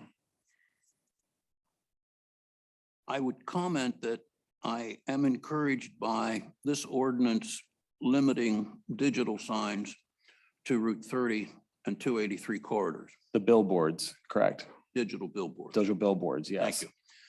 I have done the calculation where you are including the federal guidelines on sight distance to digital signs as it pertains to the one that this board has approved at the Commerce Park we just dealt with. Correct. And my calculation on that is that there's 1,000 feet of visibility as one comes north on Centerville Road, south of Harrisburg Pike, and there's a 25-mile-an-hour speed limit. Therefore, I calculate the change that I believe, must anticipate for that same group returning, as they have said they would, and we allowed a condition for them to do, is that they would then be allowed a 30-second change. I'm not altogether satisfied with that, but I believe it is at least realistic in that it limits the opportunities that someone is distracted as they wait for a light or whatever you want to discuss or theorize about this. So it's an observation I have for this sign ordinance, and I feel I can therefore support this ordinance as prepared. Good. We made every effort with looking at, in particular, that change time on or dwell time on the digital billboards to look at what the established federal guidance was on that. The 10-second minimum that we put, or whatever you want to look at it, but they can't change any faster than every 10 seconds. Based on the calculation, it may be longer than that. That is still even greater than what like PennDOT has a number. I believe that is a couple seconds shorter than that. So we went with a number that we felt could be supported technically based on a lot of information that's out there. I can understand that as one's traveling 65, 70 miles an hour. Yeah, yeah. And that makes sense. Yeah, and like you said, there will be if this is passed, there won't be any more digital billboards that are on roads like State Road. They would only be on 283 or 30 within the limits that are defined within this new ordinance as far as separation and zoning. Thank you. And again, 10 seconds will be the maximum. It would be, it can't change any faster than every 10 seconds. There is a differentiation in there that would be a billboard is 10. That calculation that was discussed would apply to a freestanding digital sign, but not to a billboard. So the billboard would be a set number. Yeah, they could make it longer if they wanted to, but Correct. they're allowed to go to 10. But they couldn't make it 8 seconds. They couldn't change every 8. It would need to be 10 or more. Right now, you're at once an hour, which wasn't consistent with a lot of the technical guidance we looked at or the municipalities that are adjoining you. So just was another reason why it was time to look at this particular section of the ordinance.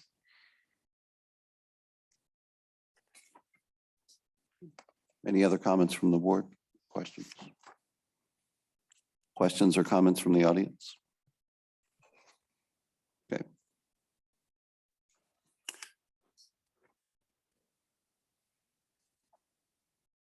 Hearing none, is there a motion to adopt ordinance 2207, amending section 7, sign regulations and definitions as they relate to signage? Okay, motion by Mr. LaFever, second by Mr. Bennett. All those in favor, please signify by saying aye. Aye. Motion carries 5-0. Thank you. Street classification amendment for Plain Tree Drive. Sure.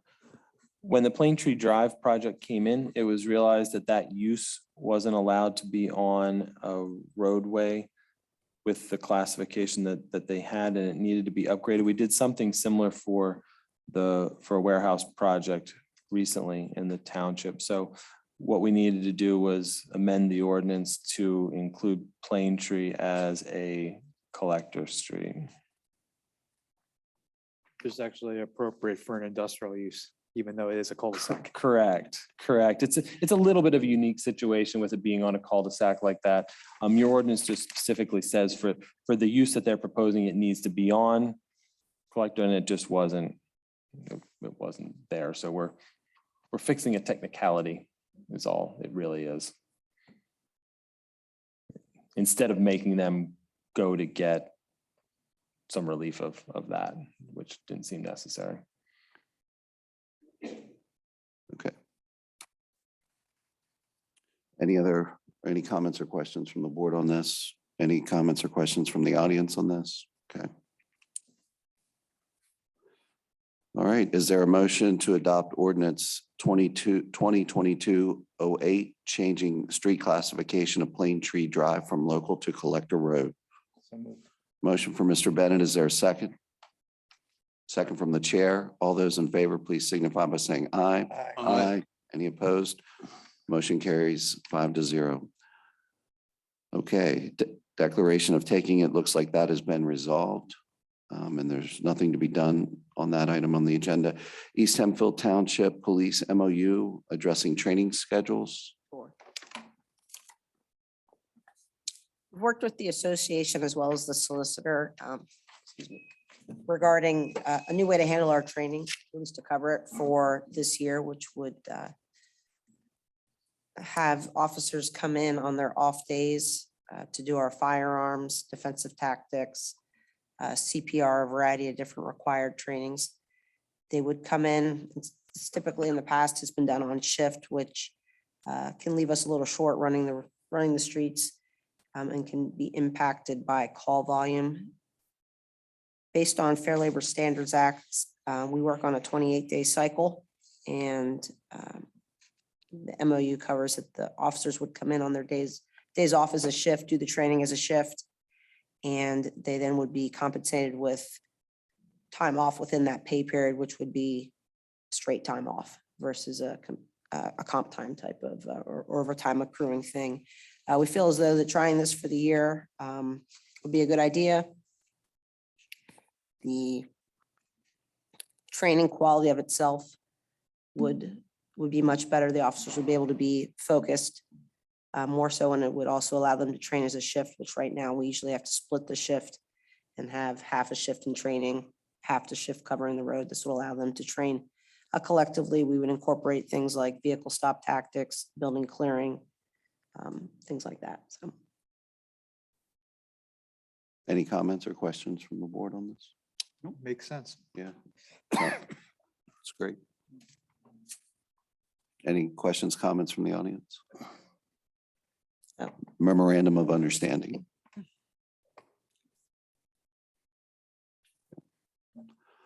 Okay. Motion to approve signing of the memorandum of understanding that provides for adjusted training schedule for uniformed officers. So moved. Motion by Mr. Russell, is there a second? Second. Second by Mr. Bennett. All those in favor, please signify by saying aye. Aye. Motion carries 5-0. Thank you. Okay. Up next, the resolution for retirement of service weapon. And I have this. Okay. So we have begun the practice of gifting our retired officers their service weapons. And as we all know, in true Chief Skiles fashion, he was having difficulty accepting something that he had indicated to the Firearms Bureau would only be used within a municipal police department. And so in conversation with Andrew Stern, we're able to create a resolution for their officers that was acceptable to Chief Skiles to allow us to retire and transfer his service weapon to him and with him upon his retirement. So you have resolution 2022-14. Thank you. I know it came in an email. Apparently I didn't write it on this one. Oh, there it is on the agenda. 2022-14, allowing for the retiring and transferring of Chief Skiles' service weapon to him upon his retirement. so I'll read the resolution.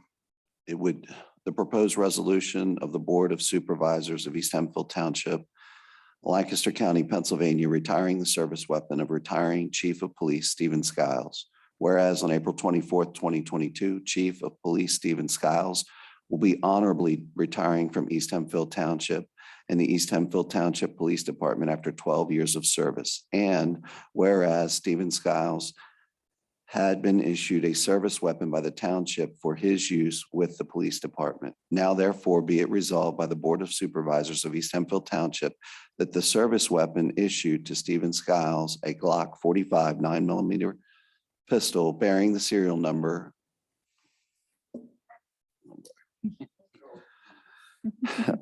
B as in boy, L as in law, A as in Adam, W as in whiskey, 598 is hereby retired and is to be transferred to Stephen Skiles in accordance with applicable laws of this nation and Commonwealth, duly adopted the 20th day of April, 2022 by the Board of Supervisors of the Township of East Hempfield, Lancaster County, Pennsylvania, in a lawful session duly assembled. So any comments on that resolution? He's done a wonderful job, and I think it's appropriate to do. So with that, is there a motion to approve Resolution 2022-14, retiring and transfer Chief Skiles' service weapon to him? So moved. Motion by Mr. LaFever. Is there a second? Second. Second by Mr. Russell. All those in favor, please signify by saying aye. Aye. Motion carries 5-0. Thank you.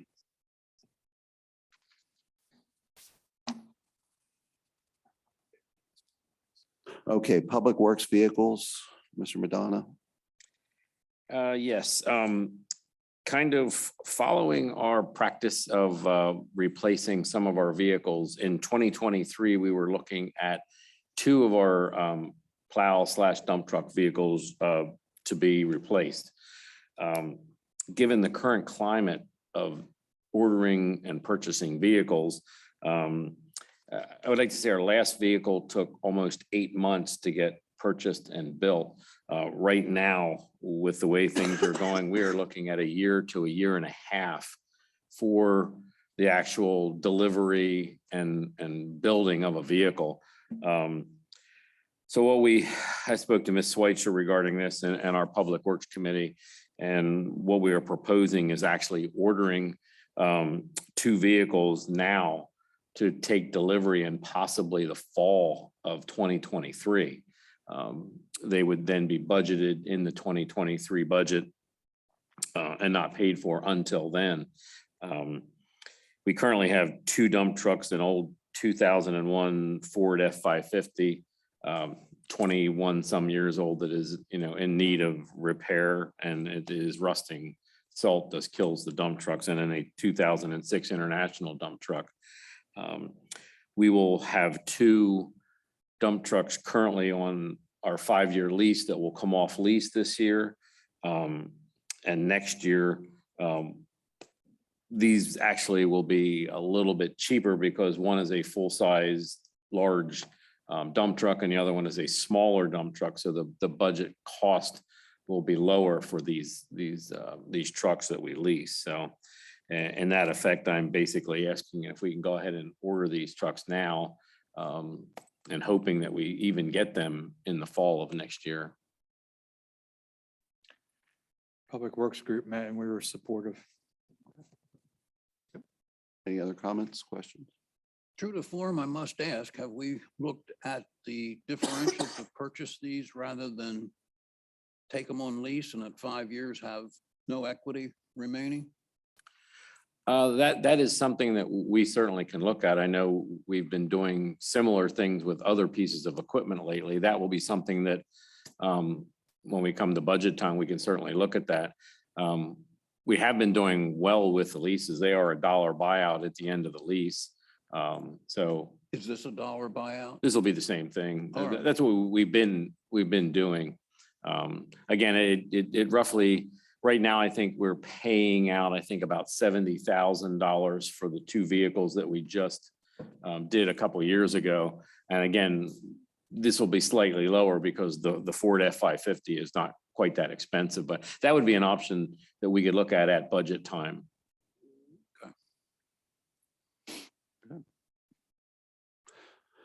Any other- Ordering them, yeah. Okay.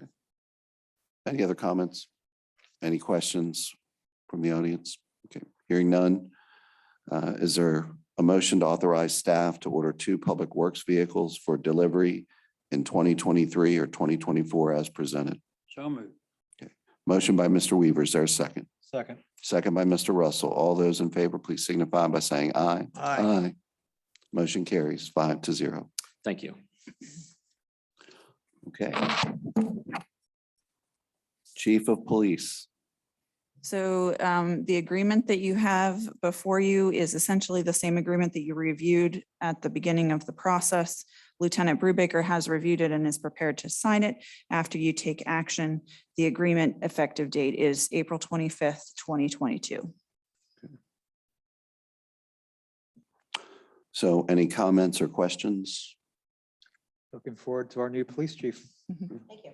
Looking forward as well. Agreed. Okay. Any questions, comments from the audience? Okay. Hearing none. Motion to authorize the township manager to sign the letter of promotion for Jennifer Brubaker, moving from lieutenant to chief of police, effective April 25th, 2022. Motion by the chair. Is there a second? Second, with appreciation to have Lieutenant Brubaker become our chief. All those in favor, please signify by saying aye. Aye. Motion carries unanimously. Thank you.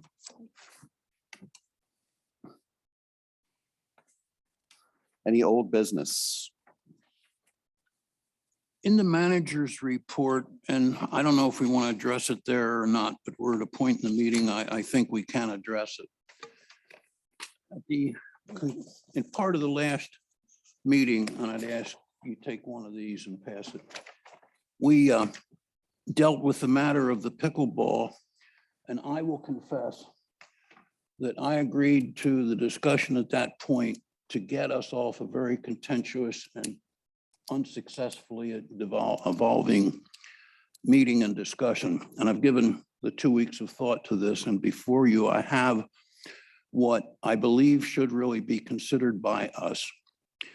Temporary tape line striping of the tennis courts for pickleball should help to manage the issue for now. That's good.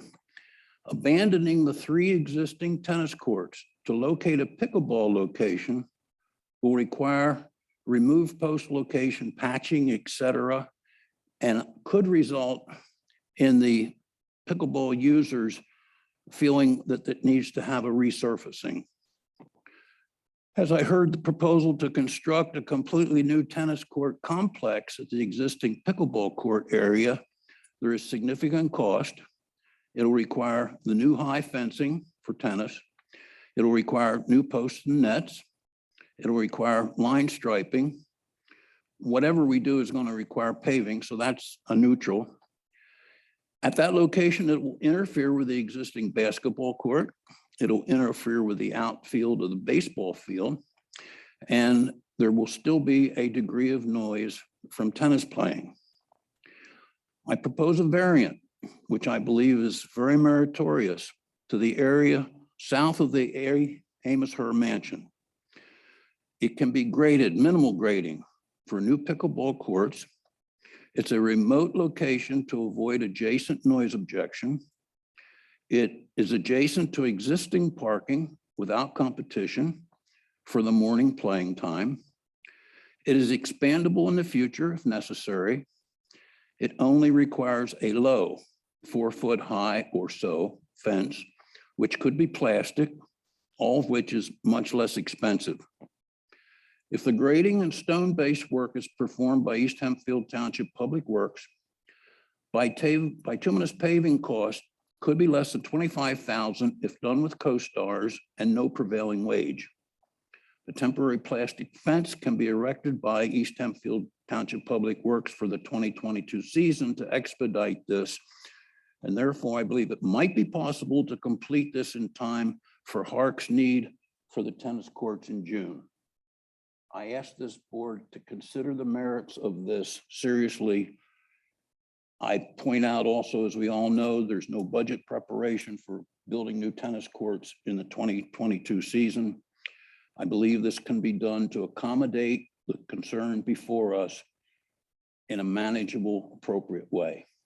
Thank you. So I think anything that we do, since we've already made a decision involving the pickleball courts, needs to be advertised.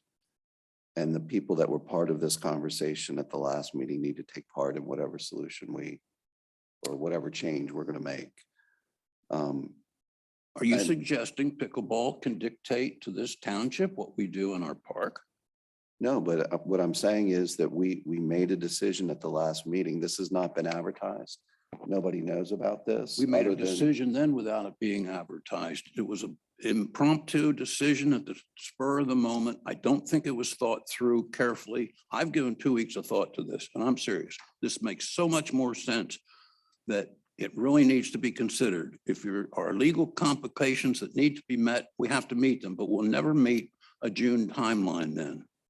So, Mr. LaFever, just so I'm clear, I'm not opposed to what you're saying here, but we did advertise it. It was on the agenda.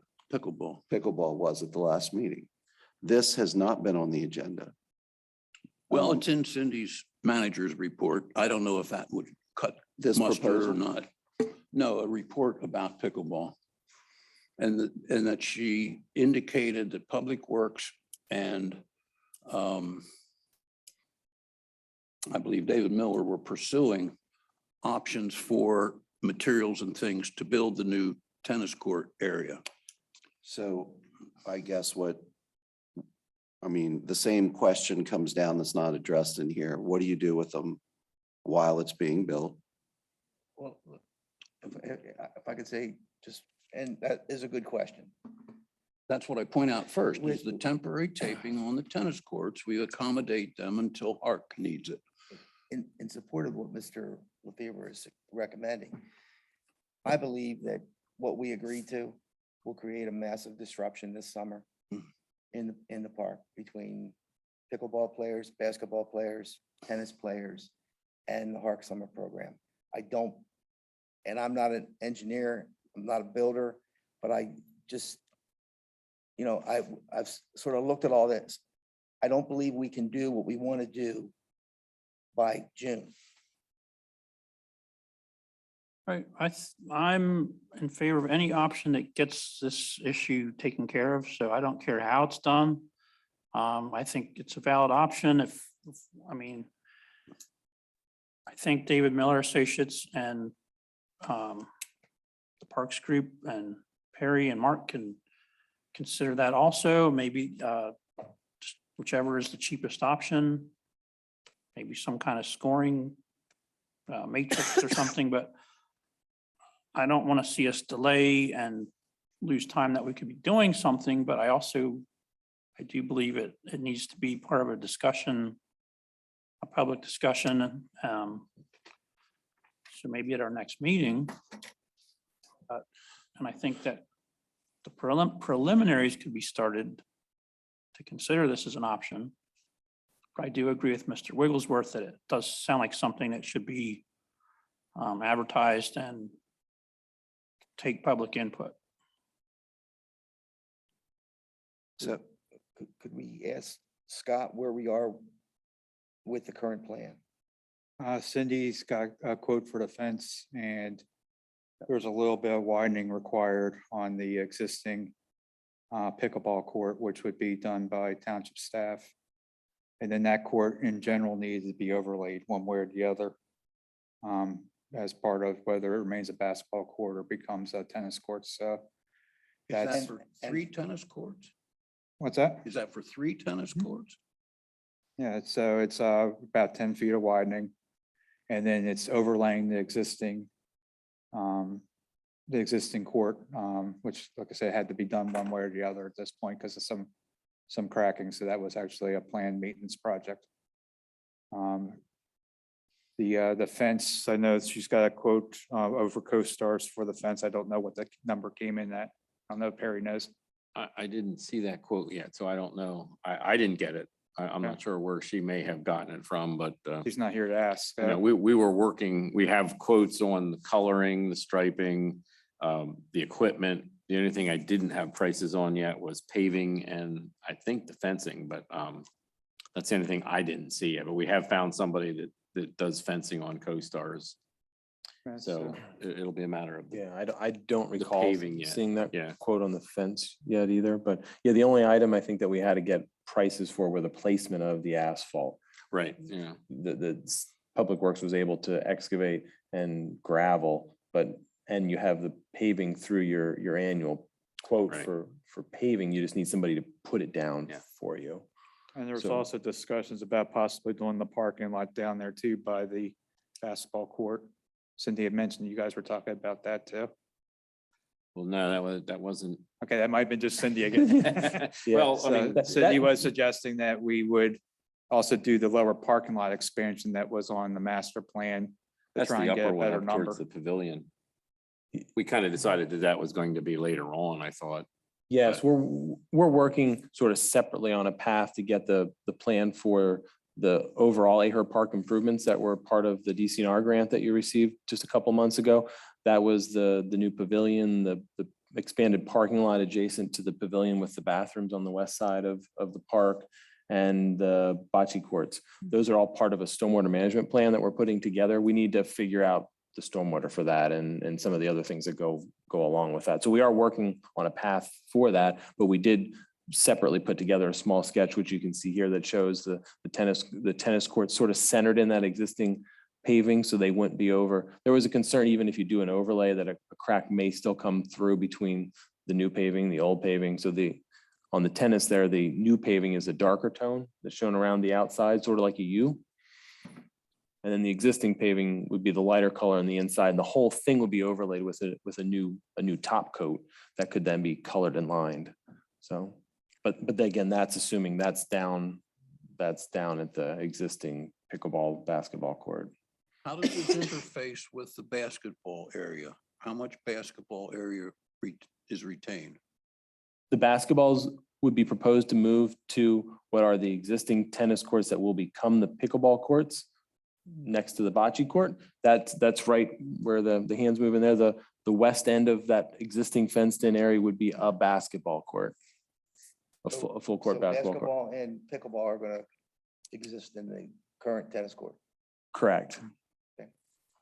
And I had looked up in RS means the cost of the fence around the tennis courts comes to, they had it at $40 a lineal foot. So to go around three tennis courts, it would be around 20 to 25,000. I don't know how close the quote we get is going to follow to that, but I think they're generally pretty close. Nice thing by doing co-stars, at least this is what Cindy indicated, that the fence installer can also install. So we're not gonna have to competitively bid that because it's a co-stars bid. So you can just get quotes off of co-stars, and then that would include installation of the fence too. But the other idea is I'm not opposed to that for sure. I mean, basically, like I said, anything that gets this handled and dealt with is, I'm in favor of. I mean, realistically, for this option, the cost on the old pickleball court is just really the widening, because the overlay needs to occur anyways, and the new fence. That's what the costs are. It's already a parking lot there. All the other infrastructure is already there. And then they'll give a chance to fix or upgrade the tennis nets and stuff that were actually old too, as well as the basketball equipment that's old. So an opportunity to fix all that stuff too in the process. So I'm gonna just throw this out there and we can mark this off, but I want to take one more run at it, seeing the costs and all of this. Is doing nothing and leaving it the way it is an option? Well, not really. We turned that option down. We Okay. voted that down at the last meeting. I originally didn't want to do anything, but I'm willing to compromise with the moving around of stuff. This board has done a 180 on that, and we have felt that it was appropriate to do so. We've decided that we need to have another solution. So I'm all for that. I must point out, even with this discussion we've had here, if there's $25,000, $30,000 worth of fencing versus a 4-foot fence, there's a significant cost increase there. The area down at Aher Mansion allows for expansion in the future. What we're told about pickleball is that it may expand. It may not expand. If it doesn't expand, we have a paving area down there that will find another use. But this is where I think we should consider and what we should do. I can't see wasting is a word I'll use, our existing tennis court area. And why move the basketball? Why have an obstruction to the outfield for baseball? Well, why do anything? Is where I'm at. That's, Well, because if we don't do anything, we haven't addressed the Gonzalez's concern. And I think we've acknowledged that that's a legitimate concern. That you can argue that up and down and 6 ways from Sunday, and I don't think that's going to be productive. I think the question before us is where we most efficiently and economically provide for pickleball. And that's what I've tried to address. I think for me, the compromise was the reason I could accept as much as I appreciate the Gonzalez's concerns was the fact that the pickleball needs expanded area. And the basketball court is also not properly designed either. It should have a fence around it, which it doesn't have right now. So by doing the flip flop, it gets our basketball area inside a fenced area, which doesn't exist right now. There's existing parking down here where the tennis courts would be, so we're not having to build any new infrastructure at this point. We got the trail system right there to tie into this. It could be an option even for the park when they're dropping kids off in the morning to play tennis, to kind of address some of the traffic issues that have been occurring. So when this idea genesis on one day, it just kind of seemed to make sense as a compromise for everybody at this point. I was certainly not in favor of doing anything, but if I have to compromise, this is what I wanted to compromise with. And in my mind, it met the needs of the pickleball with how they want to expand and grow in size. And they were going to be limited with what's down at that lower parking lot. So I kind of looked at it as a kind of a grand bargain. I'd like to see the most cost-effective solution, which my gut feeling is that what's up on the screen is probably it. But if we could get a price on the putting them over at Amos Her, it might, if it comes in cheaper, it makes sense to do it, in my opinion. So just add that to the David Miller Associates list, to-do list. I would be interested to just see what it might involve cost-wise. Yes, turn around and make pickleball courts. My preference is what we have up there. I can't believe we're doing this. Don't get me started. So anyway, I'm fine. I'm with Mr. Weaver on this. I want the cheapest solution that solves the problem. If I can't get my way and we do nothing and we got to do something, I want the most cost-effective solution. I also think we need to be mindful that it needs to be done in public, and all the people that were here that spoke need to hear what we're going to do, why we're going to do it, and get an opportunity to comment on it. So I think that's only fair to ask. I think, the second part for me is I don't want to make a change if it involves sending them to another park to play pickleball for 6 months or what have you. So that was also a big concern of mine. Just vote it down. We tried to make that a request rather than directive, but nonetheless, I don't object to the public notice at all. It just is going to take 2 more weeks or more. And if we're going to try and have this by June, it should start tomorrow. It takes time to put things together, even as simple as I'm proposing this to be. So I'll agree to the notice if that makes a difference. I just, don't take this the wrong way. I don't want this called Ed's plan.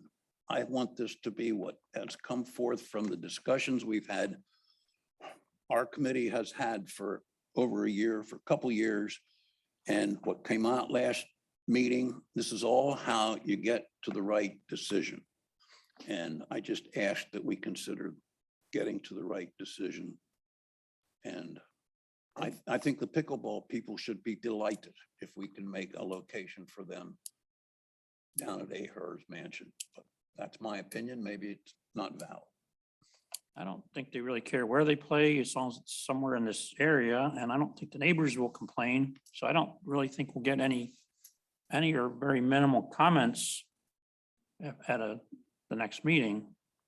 But I still think I don't know if it's a sunshine law issue or not. I don't think it is, but I think the more public we make it, the better off we'll be. Just to be, when we're doing cost comparisons, apples to apples, it's just the widening and the fence for what we call the Russell and Weaver option. And it would be the fence and the whole paved court for the pickleball option at a different location. And then we're also going to have to figure out where parking is going to be for all that too.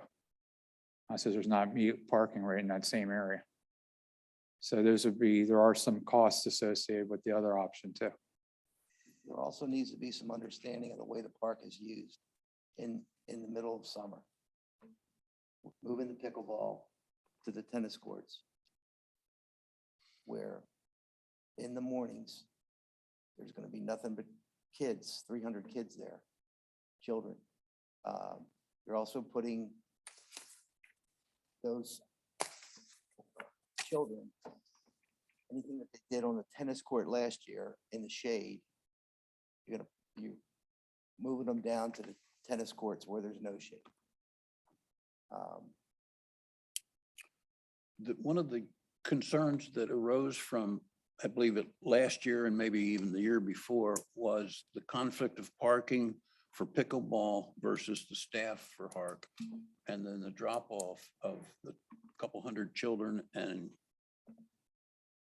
probably about 150 cars or whatever we were told, many cars. Moving pickleball down to Aher would alleviate that. Would, for the most part.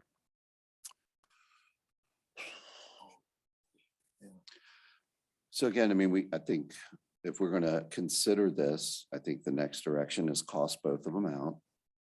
And like Mr. Russell said, let's look at what the real costs are for each one. And if one is gonna be different than what we approved, if it comes in cheaper than what we approved, then we advertise it, we move forward with that. Are we wanting to use a chain link fencing? That's one of the cost factors regardless of where we put pickleball.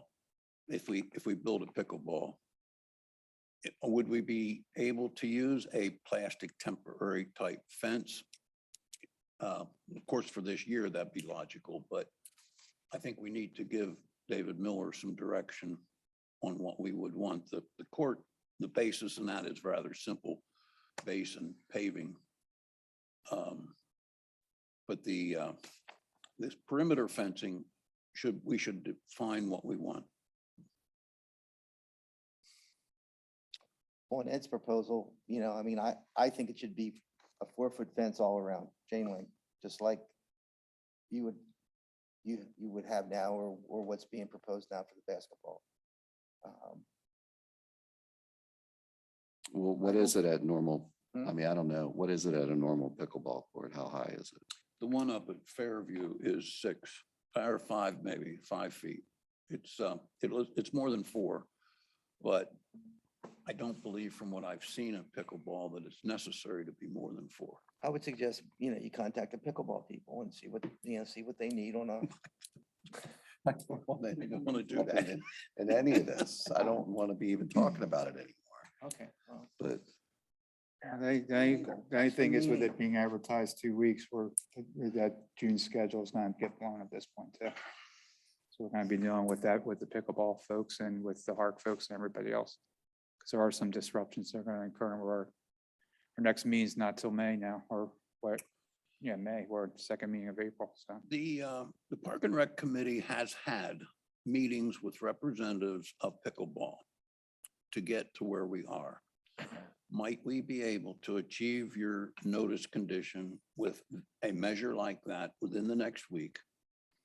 And would that satisfy your concerns that we are dealing with the leaders of the pickleball group and we get their concurrence? Then we could proceed with this and hopefully get it done in time to be beneficial this year. for me, I think rather than stir up the pot, I'd like to see really what is going to be cheaper. Is this going to be cheaper or is the plan that we Tell you approve? from experience, it's going to be much cheaper down here, just the fencing cost by itself. And the paving? Yeah, you have to pave regardless. You're going to do partial paving up here. And then you're going to repave the whole area up here. And that's all the paving you'd need down there is what you would do up here for surfacing, resurfacing. Doesn't need to be traffic paving. If we can get an itemized list that we can look through it and decide if making sure it's apples to apples, then that's what I would like to see. All right, so that's step one. All right, step one for staff to prepare Very well. an itemized list, apples to apples, and we can address it at the next board meeting. And it can be on the agenda. Okay. So I then suggest that we need to somehow decide what we're going to do about pickleball starting June 6th, I think it is. So We don't want to direct, we've asked and didn't get acceptance or concurrence to have them use another facility. If they go down to the pickleball court down here, we know it's going to present a problem that we've tried to avoid. So I think Hark is the end of June or beginning of July. Because I know they have to train the staff and they don't start right when school lets out. It's some June 2 or 6th is the first day of summer park. June Because 6th. school gets out a week early this year. Yep. School is done before Memorial Day this year. So when it would normally start on the 13th, it's moved up a week. So it's June 6th. But when does, is that when the playground starts? Yes. Okay. Mr. Chairman, just so that I can ensure when I pass this on, one of the things that was discussed about moving the tennis courts to the current pickleball and basketball is the fact that that court is not fenced and should be. So, and that was part of the solution in moving it into the tennis courts. So when we're considering apples to apples costs, as you have indicated, are we still fencing the basketball court as it should be? Or is that not included in costs apples to That's a apples if separate we item, move? So I would Okay. not include that. All right, thank you. I would actually kind of say you should include it, to be honest with you, because this one solution's addressing an issue with the basketball court and the other one's not. I mean, in the cost comparison. That's, I'm just saying, that's what, by doing this, moving the basketball to the tennis courts, you've addressed the fact that there's not a fence. You still have improvements that you're gonna have to do to this other court. Even if pickleball's not here, we still have a basketball court there. We're still gonna probably put some other use into that court. It really should be fenced. I mean, if we're not, we shouldn't be looking at this from a short-term perspective. We should be looking at this from a final perspective. Are there two hoops on that court or one? One, That's what I thought. Not Yeah. a full court. it's kind of like what you see right now at the tennis courts. It's kind of that way. You got the basketball court, It is full. It court. is a full Yeah, court. it's full court, And that's at either Two end. hoops. one It's basketball court. one, yes, it's One one full-size full court. basketball court with a hoop at either end. Didn't see that. And the court inside the tennis court will be smaller than the basketball court that's there now. I don't think so. Yeah. No, I don't think. it's 106 feet and that's pretty much what we got there.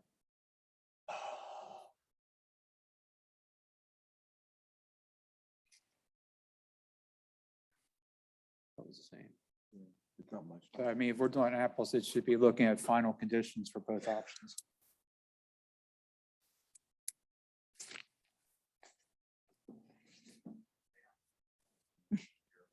Yes, come on up. But you have to come to the microphone.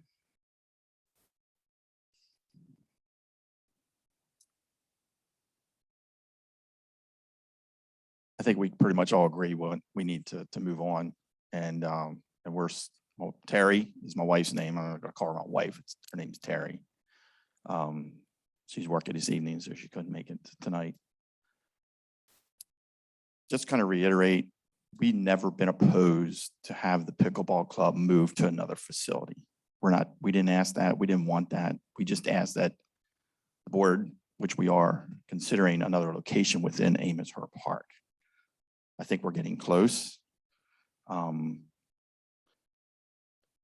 Again, this is just our perspective and our comment. I'm not going to go down that rabbit hole again because we've addressed our concerns relative to health issues and whatnot. The board did make a decision at the last meeting to, in the interim, redo 2 of the existing tennis courts temporarily for pickleball play until an overall final solution can be accomplished. We're not asking the board to make a complete decision to remodify the existing amenities that we currently enjoy. We're just asking, the first step is to relocate pickleball play from the current location to a temporary location, which we asked for back in 2020, October 6th meeting, if you go back and reference those meeting minutes. We recommend and suggest that perhaps the tennis courts, the existing tennis courts would be an option.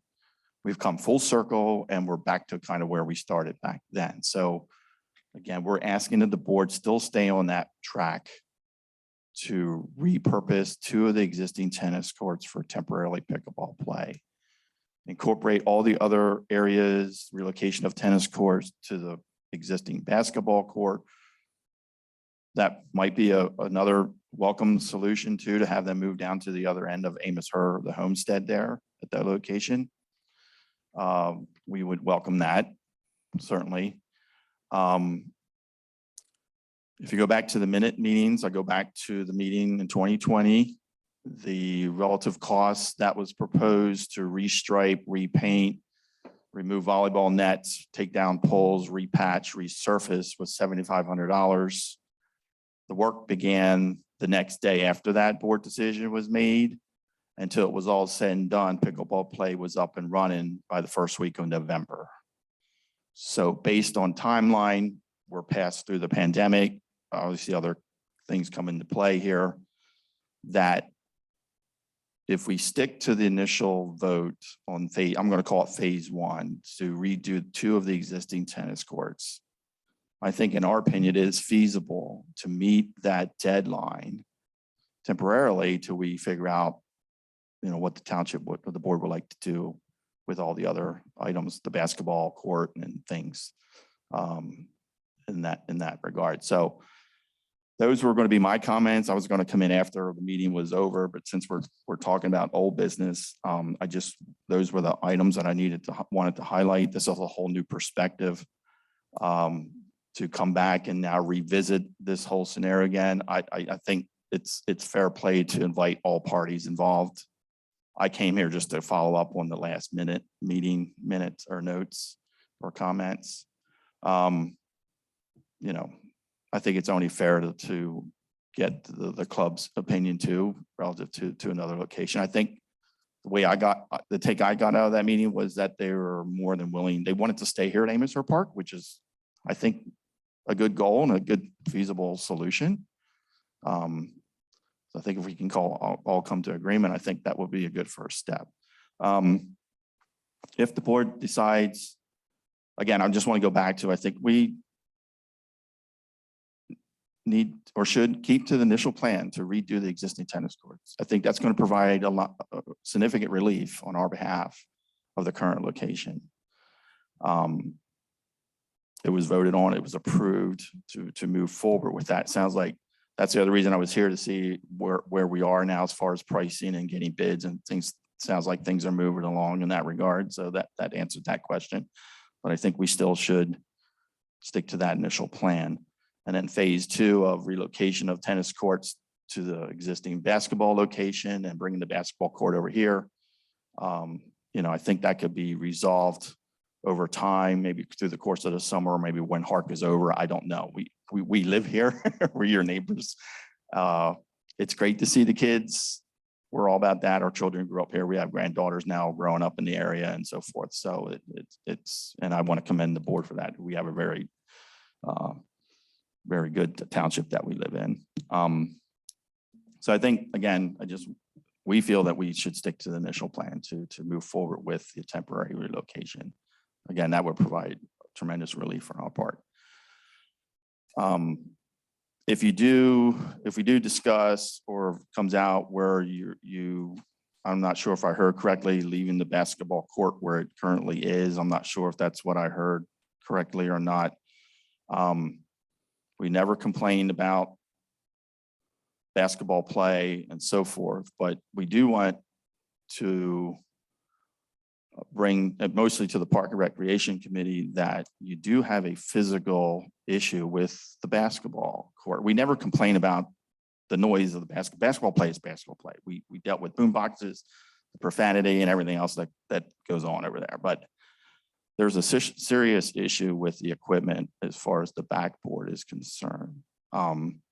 It's nothing that I've ever heard before. I played basketball, I played sports when I was younger and never, it's something you almost have to be there to actually hear or see. Well, I suggested to Cindy at one point, there's sound attenuation bushings and things of that nature that reduces that issue. But anyhow, so just if you're going to look at that, we need to look at the equipment there too to help that situation. So the basketball equipment's old. Yeah. So, and I know when we moved here in 2001, we've been here that 20 years or what have you, that something's different, obviously, with that in that regard. So that's all I had. And then just one final item too. Once the township figures out what we want to do with the overall final plan, if the tennis courts should happen to move over to where we are located, that I don't know it's feasible to position the tennis courts at their east and west versus north and south. I'm not sure the footprint of the area. We talked about that.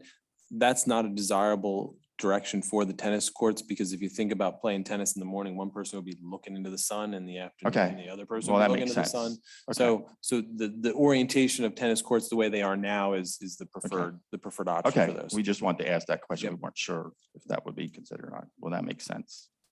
I have a question, Mr. Madonna. Has the temporary striping, tape striping been done in the tennis court area as yet? It has not. The weather has not been Can accommodating. debate whether tape will even hold up. We have talked about painting them depending on what actually happens. I've had several discussions with Ms. Schweitzer and the rec center regarding their use of it at one point and some other ones. And it really does not stay well due to the weather and that sort of thing. So again, I'm still leaving that up to Ms. Schweitzer as to how that happens. We were waiting till we got all the pricing and, whether we're moving forward with this or not. So I believe with the plan that was shown on the screen before, the surface was going to be Correct. resealed. Yeah. So it would get new color, it would get new lines when the pickleball was moved there anyway. So putting some permanent lines or not tape permanent lines down wouldn't be an issue for the short period of time until that You're gonna happened. resurface the tennis courts, Well, Color-wise. color-wise, reseal. yes, with the plan that was on the screen before. When it was transferred from a tennis court to a pickleball court, there was going to be a new color seal to the top with the appropriate lines for play for pickleball as opposed to tennis. For the permanent solution for that. because at this point, if you would try to put a basketball striping over top the current tennis one, somebody's getting confused. So. Or even that much pickleball over top of tennis permanent Yeah. would be challenging, so. But with a different option, you'd have to figure something out. With tape, I guess. Have you reached back to Lancaster Asphalt? They're the ones that initially did the existing pickleball court and refurbishment. Yeah, we've been getting prices through them. and Okay. everything. Yeah, They they're did, all I first thought, stars. I Yeah, mean, I know they specialize in a lot of the play fields and stuff like that. They got quite a good reputation that I saw. that's what we use. So. I was hoping that we could probably utilize them again too in this process. So also, we did pass a motion last time around. So if anything, that would have to be rescinded as well.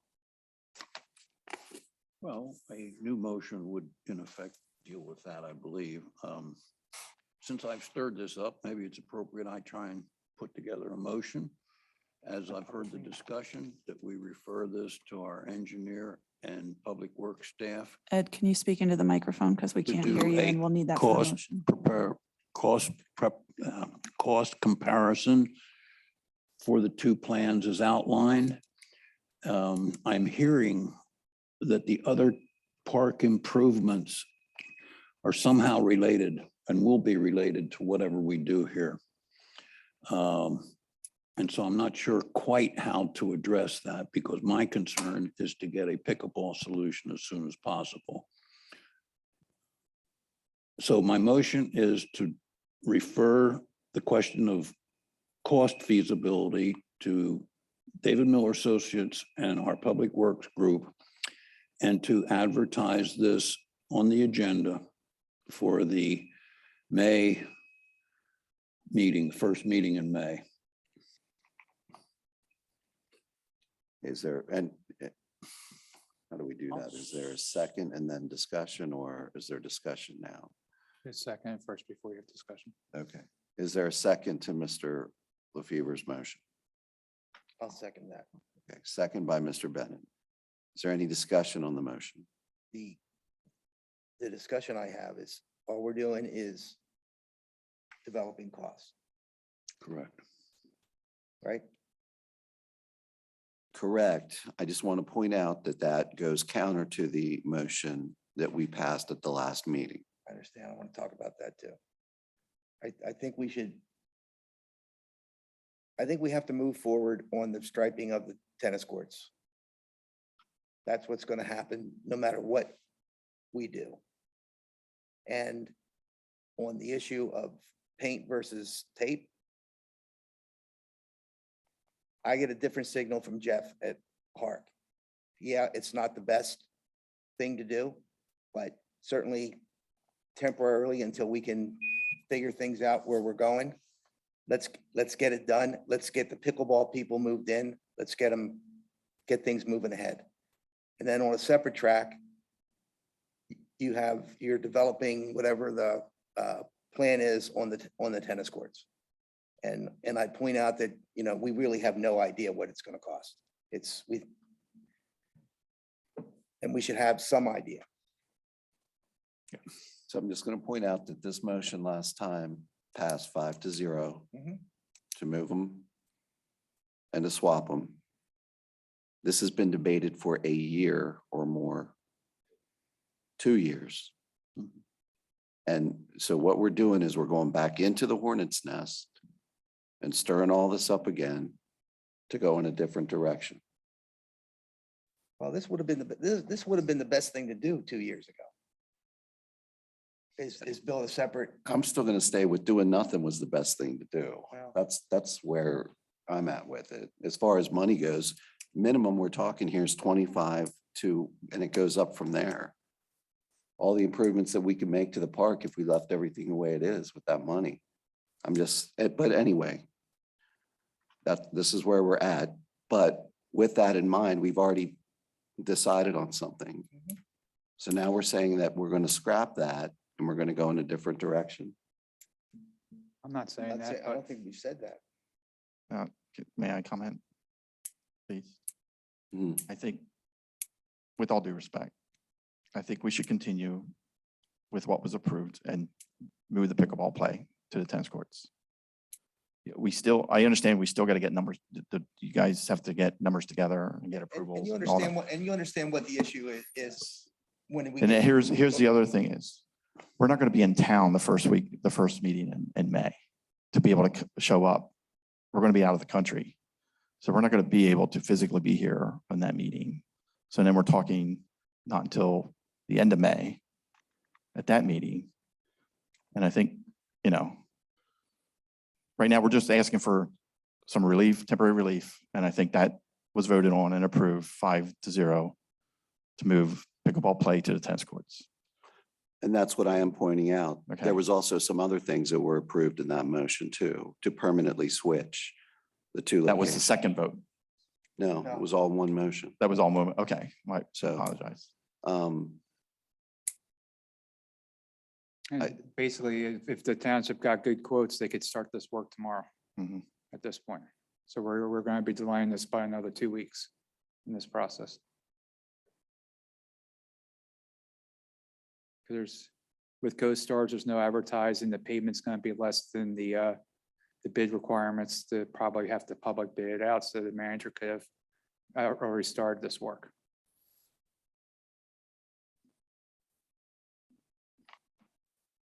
Motion on the floor, call for the question. Let's get her done. Mr. Weaver, you have any comments on this? Nope. All right. So can you repeat your motion again? That we defer the question of cost comparison between the plan approved at the April 6th Board of Supervisor meeting versus the proposal put forth this evening. And that we advertise this to be on the agenda for the first meeting in May to ensure that all parties involved are in agreement with what we do. So point of clarification, we had tasked staff to go ahead and do the work here and complete things. Are we telling them to stop until we compare the prices? Is that effectively what we're doing? I suggested that we line the pickleball court and do to the tennis court. That doesn't have to wait. That's virtually little cost associated with that. Okay, but there's other stuff that was being lined up and I'm asking so that we're all on the same page is what's gonna happen now if we do this. Are we stopping the work moving forward to switch are we halting that until we get the price comparison is what I'm asking? Well, are we moving ahead without knowing what this project's gonna cost? I believe the work that is in process is in fact cost preparation for what was decided on April 6th. So we can expand that effort to do the additional cost comparison without stopping that effort. So In other words, they're not to take any action to continue or line up work I until. don't think they should order anything. In fact, they haven't come to us with a cost proposal that we can approve. We already There approved. is no approval at this point unless That's there's what like I'm saying. Well, it's a budget bust, so I don't think we can spend it unless we're using CARES money or doing something. there's along those nothing at lines. this point that needs to be approved other than if we have to publicly advertise it because we exceed the cost thresholds. And with the manager getting the information from CoStars, there's nothing to approve at this point. So we are delaying the project 2 weeks. Let's defeat the motion and move on. It's enough and enough. This gets to be ridiculous, gentlemen. Call for the question, please. Let's get it done.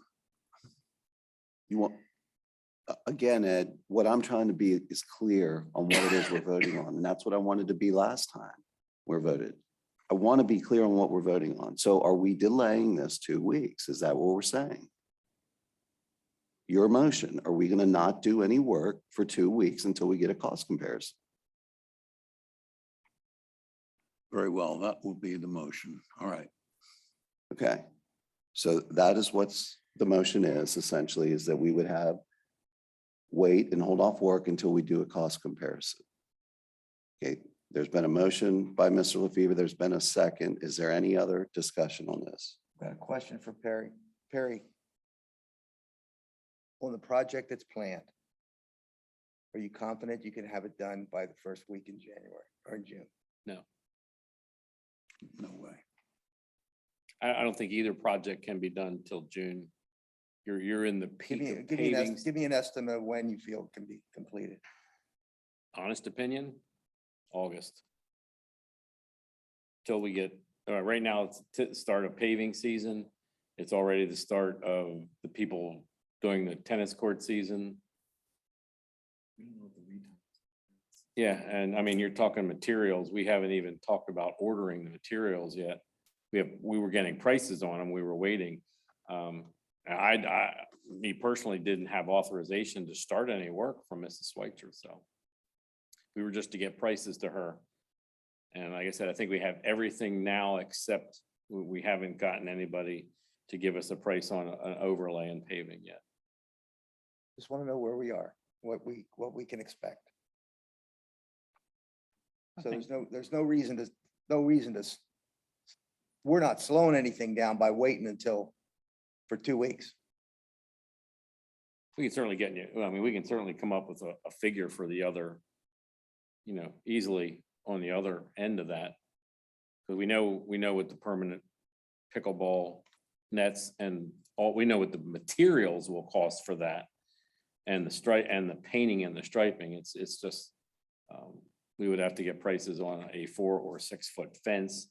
If you even wanted to do that this year, that could be delayed till the following year, because they currently don't have a fence now. So again, I'm doing whatever I'm told to do, so. So when we get to June 6th, what do we do? The pricing can continue to be done and the temporary striping can be done. Right. So there are things that can be continue to move ahead. I don't think we lose a whole lot by losing the 2 weeks. It would be But better not to, but Hark will lose their space June the 6th. Why does Hark lose their space? Because pickleball is going to be on there Monday, Wednesday, Friday, and Saturday. No, pickleball is gonna remain where it was. Well. Not Until on the the, tennis courts. We've reserved that for Hart, June Mhm. 6th. yeah, and so pickleball is gonna stay Where Where that's it what we is. don't know. until the change takes place. One last comment. If we decide, or if you decide that you're gonna have to get all the data together to make a final decision, I asked the board to have the meeting. If it's going to be an agenda item on the next meeting, it can't be May 1st or May 4th is a Wednesday. That's the first Wednesday in May. It's going to have to be the second meeting in May. Because we're not going to be in the country to attend or even Zoom into that meeting.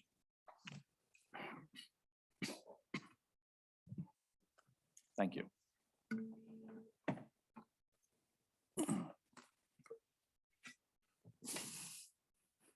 All right, any other comments?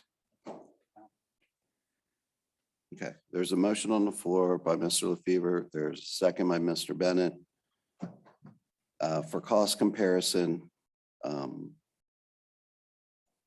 move forward, all those in favor, please signify by saying aye. Aye. All those against signify by saying nay. Nay. Okay, the motion moves forward. There will be a cost comparison of the two proposals. For meeting purposes, Mr. Russell, Mr. Wigglesworth voted nay. Okay.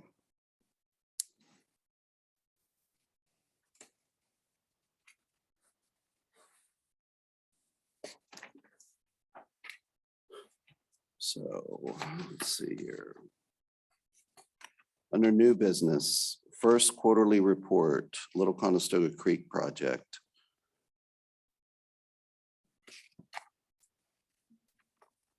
So Mrs. Schweitzer indicated you have the quarterly report. There's not anything outstanding or anything of any particular interest on it. And unless you have questions that you'd like to have me ask her to provide further information on, she didn't believe it would need any further discussion. MS4 quarterly report from DMA. Or the report was included in your packet. The highlights are that we are moving forward with pricing for the McFarland or Pennington Drive basin issues. We did get, just very recently, we got some pricing from land studies to look at removal of the invasives. We still need to have a meeting with staff and sort of digest all that. We just got that information. We are also working on doing, as we move forward through the next quarter, wet weather outfall testing as it's available based on storms that happen. We are continuing to do BMP inspections for the fourth quadrant and sending out letters for those. And we are continuing to generate public works training documents for them to use for the monthly trainings. So those are sort of the highlights of that report. Any comments or questions? Comments or questions from the audience? Hearing none. Managers report, or excuse me, Traffic Commission report. Traffic Commission, we got the results of some speed studies. Most of them were in line. There was one that was on South Coldbrook Road in which the speed was a little bit above the threshold. So we're going to do some visibility and traffic enforcement there. There was 2 residents that came in and had a speeding complaint on Wheatland Avenue. We're going to take a look at the, and this is not a new complaint. It was also complained about in the past. The study in the past did not reveal any significant speed problem on the road, but we are going to put it in the queue to get looked at again. Also going to look at the intersections to see if any stop signs are warranted along that road. Managers report. So Cindy submitted her report to you.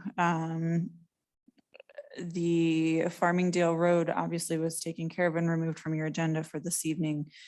So that's currently in progress. And outside of that, unless you have any questions, she did not give me any further information on what to point out to you. A question I have is regarding the Farmingdale project and the item eliminated from the agenda this evening about the taking of property. Did the Brubaker donate the land necessary for that additional right turn right away? Is that what that was? Declaration of taking a I- small piece of property, traffic signal easement at Orville and Good. So, Mr. LaFever, my understanding was that they had up until this meeting to sign off on that. They did so, and there was no need to have a formal declaration of taking. Okay. Did they donate the property? No. Okay. Okay, thank you.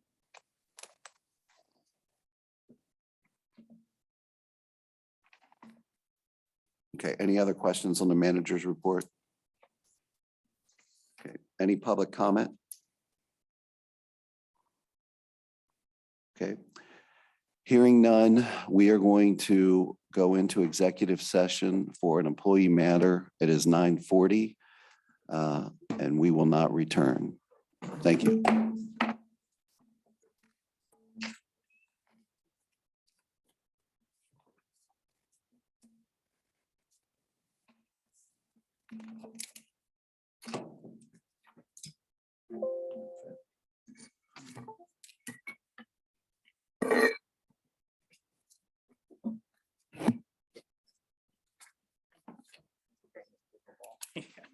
I am too. I mean, I just back and well, of course they are. They're going to a beautiful high fence tennis court, luxury pickleball heaven. That's why we need to include the fence around Nicholas basketball court. So we have two.